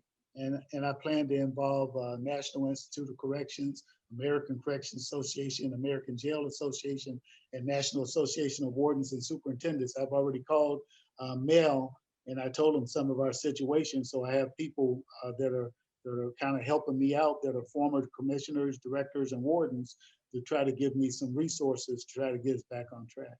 And that's what we need to do, get back on track. Yeah, great. Well, and thank you for your honesty about the challenges and the situation here. I think with COVID messes up my timeline. So I don't think it was last summer. I think it was maybe 2 summers ago that there was some sort of analysis done about other facilities. If we close the workhouse, and I think there were 3 or 4 different possibilities there, including using the old jail. Was that picked up? Is that played into the current planning, or is that more of a longer term phase? There was an NIC audit with Brad Hope and another person from Baltimore, and they came through to do a walkthrough to find out the assessment, and it was based upon a lawsuit, the Cody lawsuit that we're currently under. But when they came here, they actually found more positive things than negative. And they wrote an NIC report, which I have it. They did recommend some things. They didn't want the bars and things. You're talking about that report? Well, no, I think this is a different one that looked at actual other physical building spaces in order to be able to provide. That happened maybe 6 months ago. You're talking about with the new jail recommendations, the old. Maybe it was. That's why I can't remember if it was last summer during COVID or. Yeah, it was more recent than that. There was several architects that walked through, and they would make a recommendation of building onto CJC to add different cells, and that was one plan, and to include an outside recreation area where the parking was. And the second plan was to use the old police training academy and convert that into a jail with smaller pods and more modules. Yeah. My understanding was any of those. Yeah, I saw all the plans. Yeah, but my understanding is that's not going forward. So is there? I mean, I understand right now we're kind of talking about a short-term planning process. Like, what do we do in the next couple of months? Is there a plan that you're aware of for the future? Yeah, the next couple of months, the priority is to get all of the the pods, the units that were destroyed back online. And none of them are, the ones that were destroyed are totally online, but there's about a year plan to create a sub-mini control center to open the doors and things of that nature, and to have a more safe and secure door, and to replace the lights. I think I covered that a little bit earlier. That's about a year plan, but of course, money is an issue. For changing the lights and the door locks, the controls mechanisms to open the doors. Those are the plans that I'm aware of for the next year. Okay, thank you. In terms of the, the federal detainees, so the reason for that was that we're trying to, it's a capacity issue. Is that why? Right. Okay. And I see Dr. Isom nodding his head there. And I guess I would just say that, whether folks are charged federally or with state crimes, they're still our people, they're still our residents. They still need to have access to their families. And I understand that the decision was made to try and manage space so that we could get to a point where we do have one facility instead of managing these two facilities. But I don't know that that decision is going to serve our community in the long run. Is that something that would be reevaluated at some point? I think that I think that the one facility at this time, because of the cut last year from 149 officers to 65, which we never reached 65 because 15 were assigned downtown, that cut out the idea of two facilities. I mean, I think that MSI was able to maintain because of training and leadership, but probably in any other circumstance, 40 people will never be able to supervise 340 people. So there's no way that you can have two facilities with the staffing pattern at this time. Alderwoman, I would also, I mean, I agree with you that they are our people, but if you want to close MSI, the capacity to hold a lot of federal detainees is not possible, even under the best circumstances, with one justice center. Yeah, I hear that. I mean, it seems like big picture, the facility, I mean, I feel like having one facility is, ideal, that we'd have one facility that really is short term for folks. And it seems like maybe the bigger picture here is that people are being held there for much too long, which I think is a court's problem. I understand that's more than what's under your scope, but I mean, is that accurate? That part of the problem is that people are here for much too long, and that's why we have too many, why we have overcrowding. Yeah. Let me share with you the real problem. The real problem is you have to look at St. Louis County, which the population is about similar. Their jail is 9 floors. Our jail is 3 floors. Most people think it's 5 floors, but it's not. Our actual jail starts on the 3rd level. So we have the 3rd floor, 4th floor, 5th floor. The 1st floor and the 2nd floor are just holding tanks only. And some of that belongs to the police, some belong to the sheriffs, and some belongs to the marshals. But we don't have enough jail space because you only have 3 floors of jails. But you go to the county jail, they have 4 or 5 floors of jails. See, so the jail is built taller and they're made to be able to hold the population that they need. When this jail was built, it was built too small. That's the problem. And so if you're going to have one jail, you got to look at Kansas City, you got to look at St. Louis County, you got to look up, because in the city, jails are built up. In the rural area, jails are built out. So that's kind of a short and sweet. But if you go to any major city, Columbus, Ohio, anywhere, jails are built up, except for Cook County. And there's a lot of problems with Cook County and Philly. They're large enough to be state prison systems, but our jail is too small. Well, I would hope that the study that was done, I guess it was late last year, about, what are some of the architectural things that we can do.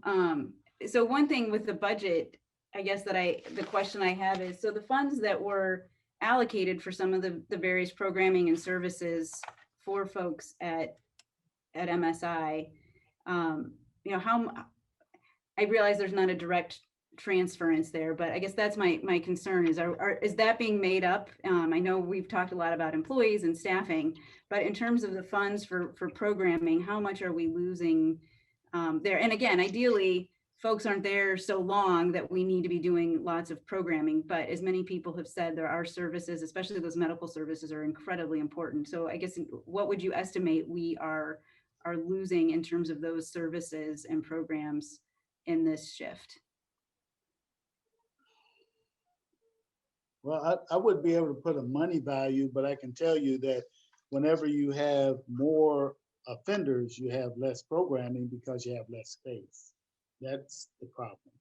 The money, I can get caseworkers to do an anger management problem. I can get volunteers to teach parenting, but then if you don't have the space for that, and that's where the problem comes in. You know, the space. Once you combine the population, we don't even have enough office space. So where do two superintendents sit, or where do two majors sit?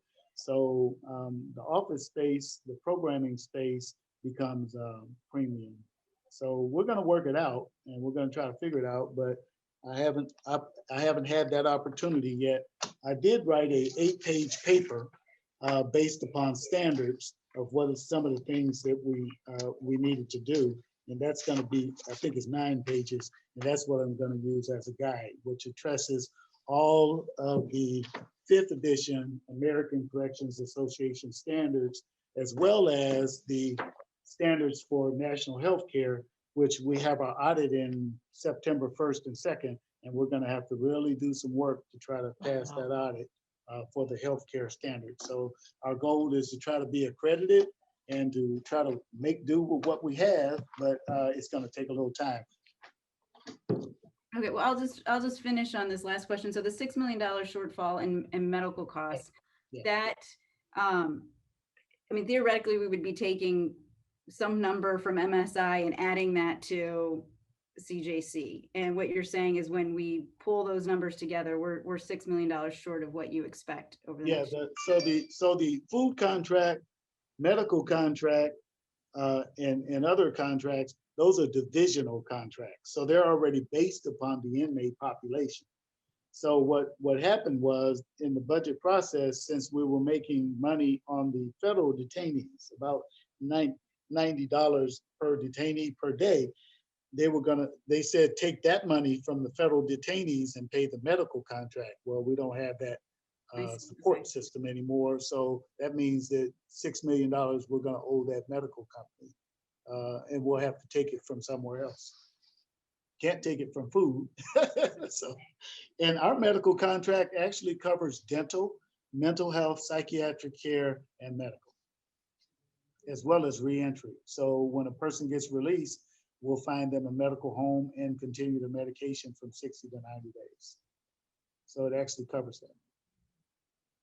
Well, thank you. I realize, I mean, what we've been talking about today is just a small part of the larger criminal justice system. And I know that we really need to be pulling a lot of these pieces together. And I'm looking to you, Dr. Isom. I have a great hope in you and what you can help us accomplish. But I do know, this next month, I think is going to be incredibly difficult. And I know we've already pointed out a lot of the challenges that you're up against, and I really hope that we have a longer term plan, as well as just trying to meet these immediate needs in this next month. And that longer term plan is going to have to involve more than just corrections. What are the programs that should be offered given the amount of time that we think people, should be held here while they're waiting trial? And then I think this question about where federal detainees go is one that I hope that we continue to be engaged in, because at the end of the day, we've got to remember, these are our residents, these are our neighbors, our family members who are awaiting trial. And what are the services that they need, and what do the employees need who are there, and not losing sight of those questions and those values at the end of the day, as well as thinking about the victims and making sure that people feel confident in our system, and that folks are going to get their day in court And I know, again, that that's beyond the scope of the corrections department, but all of these pieces are so incredibly important. So I appreciate your time dedicated to this. And I hope that we can, really get some serious planning done in the next month and find these funds. I mean, those medical services are especially important. So thank you. Alderwoman, is it Navarro? Yes. So this is my academic side, so I publish, but you're not off. They have what the new concept in reentry restorative justice is reentry accountability plan, which does a need assessment of each offender to find out if victim dialogue is an option, substance abuse, like in jails here, which is odd to me because I came from the prison system. You don't do any substance abuse at all. You just detox people or give them drug substitute and then send them on their way, which I think that if we involve the reentry accountability plan, which I think we're going to be trying to implement, we would assess the needs of that person, then connect them with resources involving the criminogenic needs, which would be part of victim restoration, victim dialogue. That's one of the programs I was over was victim dialogue, where the victim wants to know why this happened, this, and the other, but it takes someone in the community or circuit attorney's office to talk to the victim, and it takes another psychologist or social worker to talk to the person, and then sooner or later bringing them together. So you're not off. You said that you might be off, but I think that you're right in the ballpark of the next direction that the city of St. Louis should be going, is develop a reentry accountability plan, which the state prison system does the same thing. So you would actually be preparing that person to return to the community, because what happens if you don't do anything with this person and then you send them back to the community? Nothing happens. You bring the person back to their same environment. But if you give them those tools, those reentry tools, those criminogenic needs, identify those resources and resiliencies for the family, then you give them something that they can change their whole family. So I think that you're right on point. Well, and remembering that a lot of these folks haven't had a trial George, call you back. So, I mean, I think the needs assessment is extremely important. George, But I'm gonna call you back. That, yeah, a lot of these people haven't even had a trial yet. So anyway, thank you very much for the time today. And I have no further questions. Okay. Alderman Muhammad keeps coming in and out. So I wanted to give him a chance to speak when he comes back. Okay. Alderwoman Middlebrook. I have no questions, Madam Chair. Oh, there you are. Okay. No questions? No questions. Thank you. All right, sir. Alderwoman Middlebrook. Thank you. The questions I had have been asked and answered, and the comments that I was going to make actually have been made in some form. So thank you. All right. Alderwoman Evans, did you get back? I know she clicked out. No. Okay. I am. Madam Chair. Go right ahead, sir. I didn't know if you was going to wrap it up, but I want to do a follow-up. Go right ahead. Okay, thank you. I just want to be clear for the record that I never voted to close the workhouse. I know there are different aldermen that think that's what they voted for. What I voted for was to do a study, a plan to close the workhouse. I'm on record for saying I voted for that bill with a lot of trepidation, because I didn't think it was feasible that it could even happen by December 31st. So I want to make sure I'm clear on that, because I'm tired of people saying the Board of Aldermen, all 100 unanimously voted for that. That is not true. I'm also feeling like, this budget for the correctional office was put together as if these detainees and correctional officers were widgets and gadgets, and I'm a little offended by that. And what I mean by that, it's so easy to say, oh, we need to do everything we need to shut down the workhouse at whatever cost. That was not well thought out. Yes, moving federal detainees was the swiftest way to bring the population down, but yet was generating more revenue by housing them than state prisoners. I mean, that just makes no sense to me that we would rush and do that just to keep a campaign promise. I think it's very irresponsible. I am very nervous. I am very concerned about where we're going with this. I don't think it's going to happen the way the people that really want it to happen in a real positive way.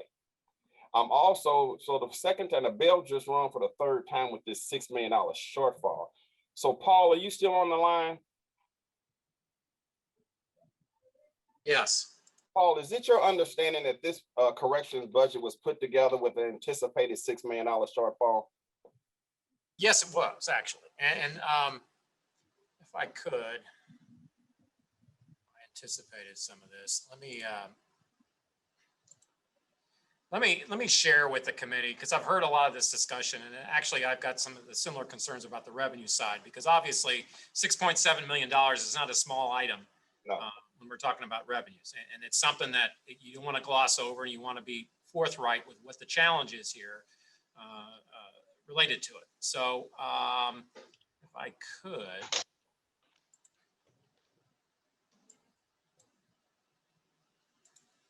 if I could, I'm going to share a screen and just show you sort of what this year's budget is versus next year's budget with corrections. And that will just sort of compare you so you can see where everything's at, both on budget, personnel, as well as revenue. So everyone has a good starting point to say, okay, this is what's going on. So let me see if I can share the screen here.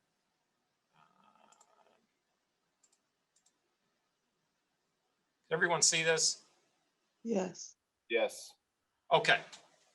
This is just sort of a supplemental slide I put together so you can get a handle of what's going on in corrections. All right. So in FY21's budget, here we have MSI, the City Justice Center. MSI, $7.8 million. That's the $7.81 million everyone talks about. So that's there this current fiscal year. General fund. City Justice Center's budget was $21.6 million. All right. And that's also general fund. Then we have that special fund, and this is the special fund that's being funded with revenues from the federal marshals, detaining federal marshals. That was about $5.5 million. So the total budget for corrections from those three funds was about almost $35 million. Okay. So now we fast forward to FY22's proposed budget. Here we have it MSI. There is no budget, right? So that's gone. That 7.8 million is gone. But the 7.8 million while it's zeroed out, that's not the same thing as saving $7.8 million, because if you look at City Justice Center, you went from 21.5 or 21.6 billion to almost 28 million. So you went up about $6.5 million for the Corrections Center. And then also within this budget, again, another $5.9 million predicated on the federal housing revenues, as the commissioner has pointed out. So the total budget there was about combined all those sources, about 33.9 million. So that actually was going in a decline of about $1.1 million. Now, as I was looking at these numbers, I was thinking, okay, well, there are some costs going up this year. They're not related to closing MSI or anything related to it. For instance, the health insurance, which was low this year and we had to budget higher, that's in everybody's budget. That has nothing to do with this. So I said, okay, and the pension increase, that's about $1 million. All right, so let's take that. Let's take that as an adjustment as well. So that's another $1 million. Now, also you'll see in the circuit court's budget a $360,000 increase, because as a result of COVID, they were trying to keep the population down, and so they've got people out on electronic monitoring. So you'll see a line item in the court's budget of about $360,000 for that. It was paid for from grants last year, but it's a cost to the general fund in FY22. So you'll see that the net change, if you take the actual dollar for dollar difference in the FY21 and FY22 budgets, plus those two adjustments, that's about $1.7 million, okay, lower than last year, okay? Now, we did put the new initiatives in here, which were the amendments approved by ENA, and that was the Civilian Oversight Board of $300,000, the money to PDA for the community division of MSI, that's $150,000, and then the supportive reentry program of $1.3 million. So basically that washes out. That's about $1.7 million on either side, right? So you've got $1.7 million less in costs and about $1.7 million in new initiatives. Now, the question on personnel, and this is as of the 23rd, and Commissioner, this is as of the 23rd payroll, so it may be a little different, but it should be pretty close. Last year, you had a total of 417 positions budgeted. 101 at MSI, 304 at the Justice Center, and 12 in that special fund. Of those, there were 289 filled and 128 vacant. This is as of 23rd payroll. And you can see there were about 26 vacancies at MSI, 95 vacancies at the Justice Center, and 7 on that special fund. So what, as the commissioner indicated, what we did when we closed, when we're basically merging these two cost centers into one, it was a reduction of 93 positions, but you had 128 vacancies. So you moved basically everyone over to that cost center. So that's how that worked. Now on the revenues, the original estimate was that we'd get about $3 million from the state and about 7.7 from the feds. The 7.7 from the feds has been coming down because of their numbers. And so third quarter revised estimate was about 2.2 million from the state and about 6.7 million from the feds. So we were about $8 million. Now, the big concern here is that if you lose the $6.7 million, that is this budget right up here. So you're creating no funds for this money here. And so you've got a $6 million gap. That's going to have to be resolved right now in terms of this budget so that you can have you have everything funded. And that's the problem you're going to have by losing that revenue. But I think it's important that when we look, and again, I'm not getting involved in discussions about, that's up to elected officials about what the decisions are regarding these facilities. But when you're talking about the fiscal impact, you've got to be straightforward with what the fiscal impacts are. And so I think this sort of encapsulates pretty much everything you've been talking about today, and I hope it's helpful. And I will send it out. I'll post it on the website so you've got it. So so that's where we're at. Okay. Thank you, Paul, for that enlightenment. So let me ask you this, Paul. So technically, the Board of Aldermen received a budget that's out of whack, that's unbalanced. You have a budget right now that had a projection of $6.7 million in it. And from my understanding from the Director of Public Safety, that revenue is not going to be there. So yeah, you've got a $6 million plus hole or $6.7 million hole in that revenue. So it's my understanding, I taught fiscal budgeting when I was a professor at Harris Stowe, that's you cannot pass an unbalanced budget, right? You cannot pass a budget which is in excess of the monies that you have available. Yeah. In other words, you can't incur debt. Right. So ENA sent the Board of Aldermen a budget that has a hole in it. So, actually, at the time it didn't. It did not. I mean, that was the plan. I mean, the revenue estimates were the revenue estimates, and we had a budget that was predicated on federal housing. Okay, so no, I'm missing something. So board bill number, what do you mean at the time? Well, because there's no amendments to this budget. Once we received it, it was passed by ENA, wasn't it? Right, but at the time, there was, at least I wasn't aware of any discussion regarding not having the federal prisoners. There was none at that time. So the estimate we had from public safety was that there would be revenues from the federal prisoners. Now that has changed, and if that is the fact that has changed, then that impacts your revenue. Well, I think it is a fact that it has changed, right? Well, but it's changed after the fact, is what I'm saying. Okay, so the Board of Aldermen has inherited a budget that the administration has basically created a $6+ million shortfall in, and that's just insane to me. And so the Board of Aldermen, we're expected to fix this, I'm guessing, because it's now in our hands. Wow.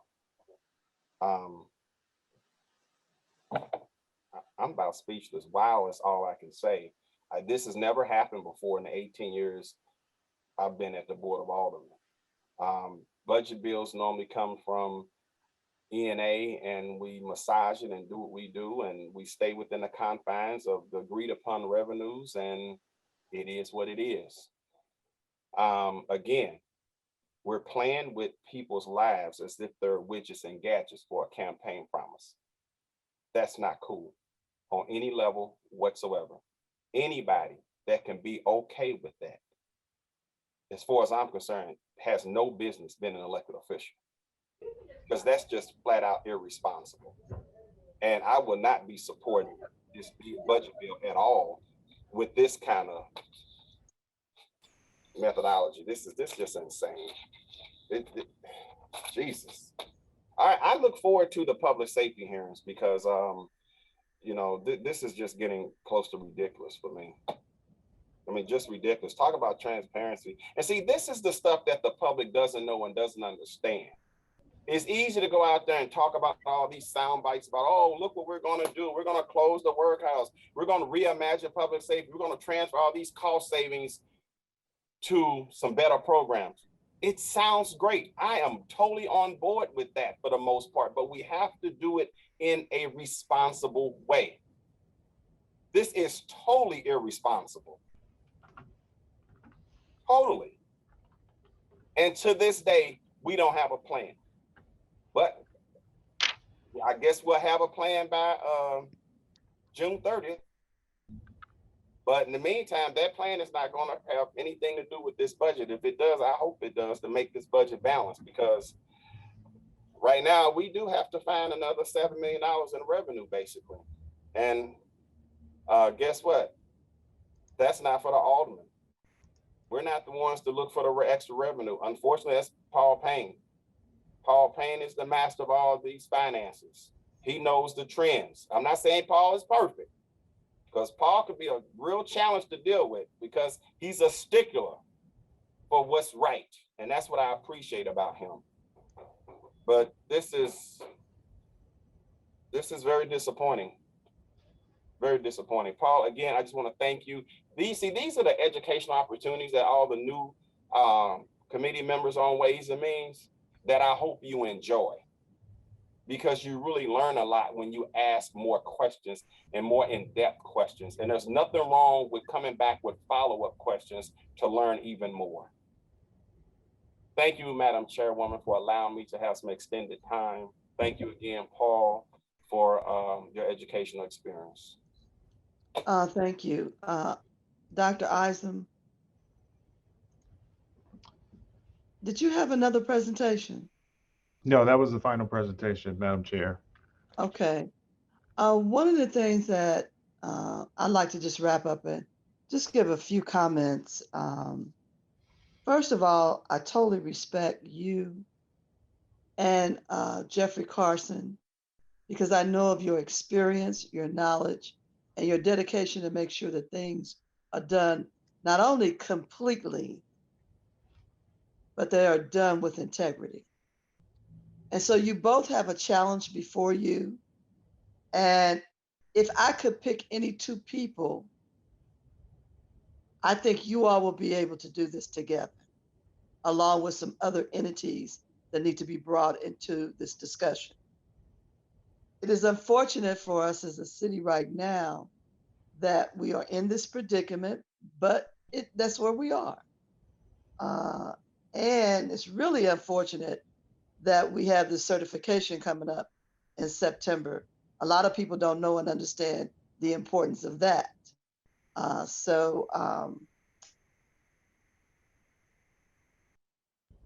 What I want to do is I wanted to have you, since we heard so much, and I know that you and Dr. Isom and Jeffrey Carson are working on some plans, but you only got a couple of weeks here. And that's an extremely short period of time to do all that has to be done and do it with safety. I mean, I don't even understand it. I can't even imagine it. So whatever you feel comfortable, I know you're going to go before a public safety committee, but whatever you feel comfortable in getting us to understand, Paul, about this budget and what we probably can, I don't even know what we could do. I've been on this committee 12 years. I've never seen anything like this, but things do happen. So I don't know what you want to share with us that maybe we can contemplate next week, but we want to try to help.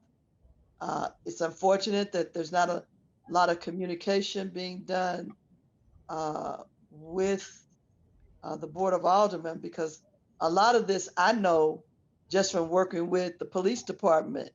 And also, I went to the American Association's convention and I learned a lot.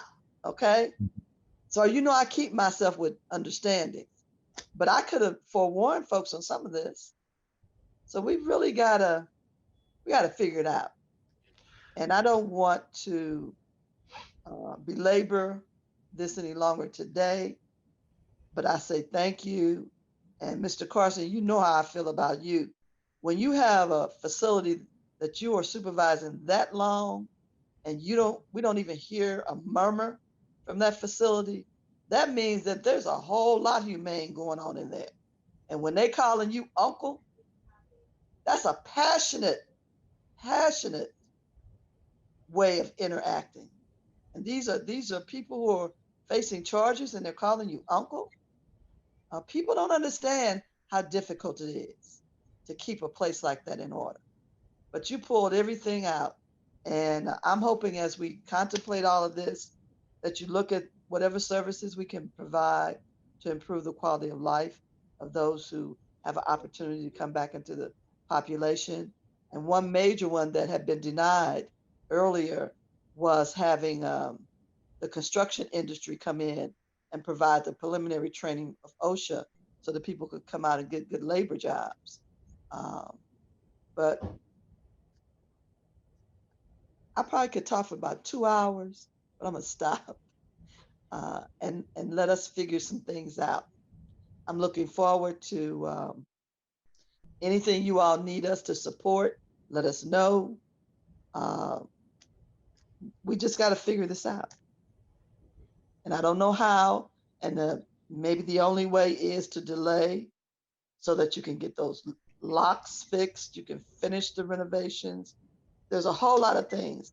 The staff that was at CJC needs to be trained, because most of them don't have the training of the folks that are coming from MSI, and they need that professional training. So I'm going to depend on you all to do the best you can, and hopefully they will listen because you are the experts.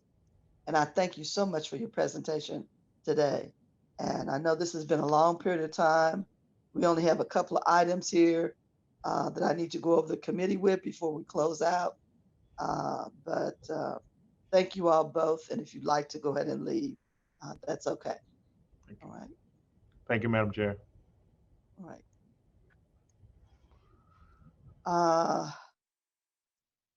Going back to our agenda for the committee, we have no resolutions before us. For committee discussion, I'll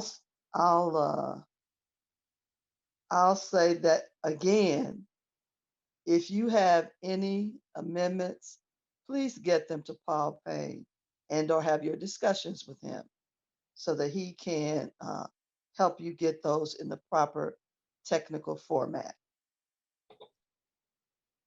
As you know, beg pardon? No, go ahead. Okay. As you know, we're having a public hearing this Saturday by Zoom, and it starts at 10 a.m.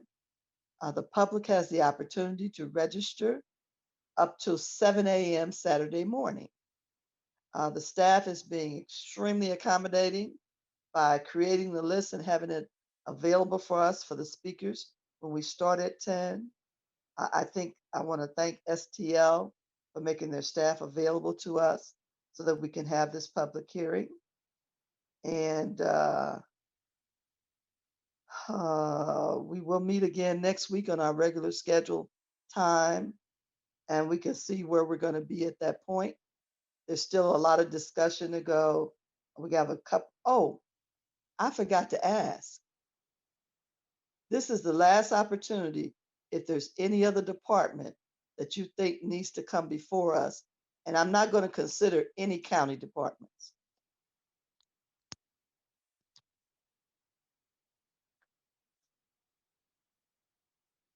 You have one, sir?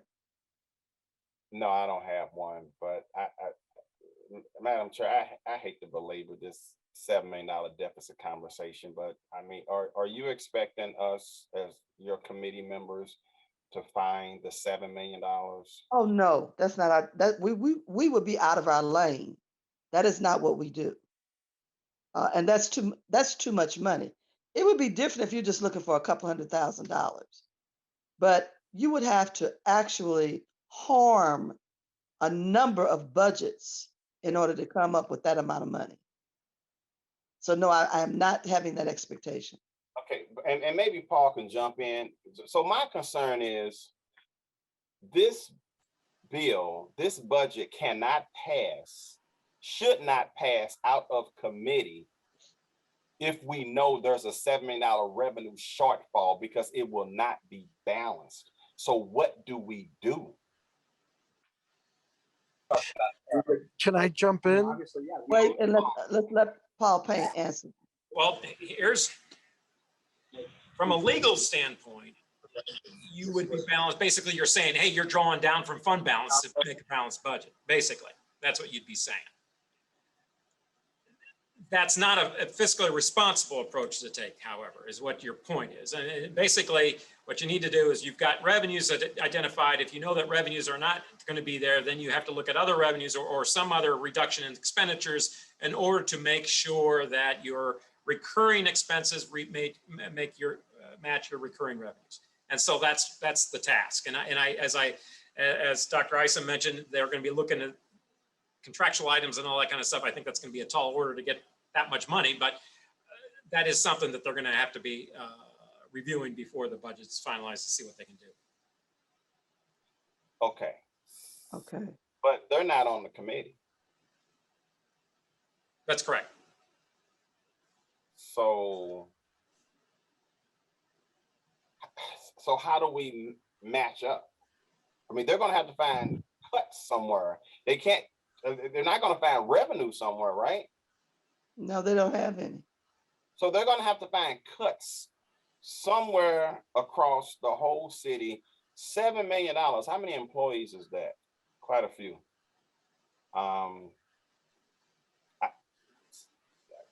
I just feel like we're in a quagmire, and I definitely want to make sure I do, not only the most fiscal responsible thing, but the most responsible thing as a member of this committee. And I'm going to follow the lead of the chairwoman, but I have to express my concerns about stuff that just doesn't look and feel right. Well, Alderman Boyd, one of the things that I always realize is when you have forewarned, then the only thing you can do is sit back and let it, whatever needs to happen. I shared early on that people can't just sit up and arbitrarily make a budget for a correction institution when you don't know a lot of things about it and how much needs to be budgeted. So, but this particular instance is a decision that was made after the budget came to us. And we cannot approve this with a negative balance. We just can't. I don't see a point in moving on, having any more hearings, quite honestly. I mean, it's just fruitless because I'm not going to vote for a budget that has a $7 million shortfall. I'm not going to put my signature on that at all. And it's not going to be the most responsible thing to do. And I'd be curious to see a legal opinion on what position it puts us in if we dare to do it. Here's what I'd like to do is ask you to bear with me for one more week. Absolutely. And let's continue our process that allows those who have made some very specific things and put them in place to maybe reconsider or figure out a different time frame for those things that really need to be done in a more safe way as well. Not just the budget, but also some other things that need to be done in a more productive way. We have a request for CREA and affordable housing to come before us. we will add those to our regular meeting time next week. How about CDA? Since we're bringing affordable housing. You're on mute, Madam Chair. You're on mute. It was important to have this meeting first. It will come. You know, I'd already looked at this budget, so let's plan that for next week. Both of those will definitely be shorter than the 3 and 4 hour time frames that we've had before, and we'll go from there. Okay. Can I say something real quick? Yeah. Yes, sir. Okay, so, yeah, I have no intention on voting for this budget, but then it just falls back, just so everybody knows, it's gonna fall back on E&A because it's the budget that they approved that will go into effect. But I agree with Alderman Boyd, I cannot, not only just that, I can't support a budget that displaces this many people, takes away health care from people, you know, but it'll be on E&A, and then the mayor and the comptroller and the president of the board of aldermen can explain their votes, because I couldn't support this budget, but it'll be up to each one of us. But anyway, what'll happen is if we can't reconcile the budget that was presented to us I'm just saying this because there's new people that may not know, but the budget that was presented to us is the one that will go into effect. And I agree, we cannot find $7 million. But anyway, I'm just saying that for those that don't understand. It doesn't matter. This is the budget. This is the one that's going to pass, is the one that's presented to us. There's nothing we can do. E&A or whoever can fix it. And I agree, we should go ahead and keep hearing from other people so that we get a good understanding of different needs throughout the city. Because after this thing basically becomes a disaster that I'm sure it will be, hopefully we can sit back and put some real thoughts together on how we fix things. But thank you for letting me go off today. Well, if I hadn't done that, you would have exploded at some other point. But we do have to allow some time for some reconsiderations to be done, and I'm more than willing to do that. So I'm not going to close this process right now. I want everybody to have ample time for reconsideration of how we move forward. Okay.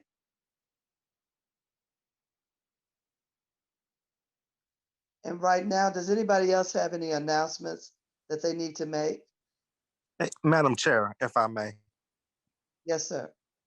Thank you, Madam Chair. I would like to request that we hear from CREA, the Affordable Housing Commission, and the Community Development Administration, if we can.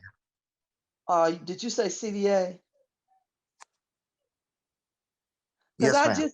Okay, I had just shared with the committee the other two, but you also want to add CDA? Yes, ma'am. Okay. So the schedule will be sent out tomorrow so that you can see where they are on the agendas for our scheduled meeting times next week. Thank you, Madam Chair. Okay. So all committee members were present except Alderman Oldenburg. I'd like to excuse him for necessary absence. I'll accept a motion to adjourn. Motion to adjourn. I'll second that. I second that motion. It's been moved and second to adjourn this meeting today. All those in favor, please say aye. Aye. Any opposed? Hearing none. Let's move forward. My bubble was bust, but you know, I'm gonna keep plowing at it, okay? Thank you all so much.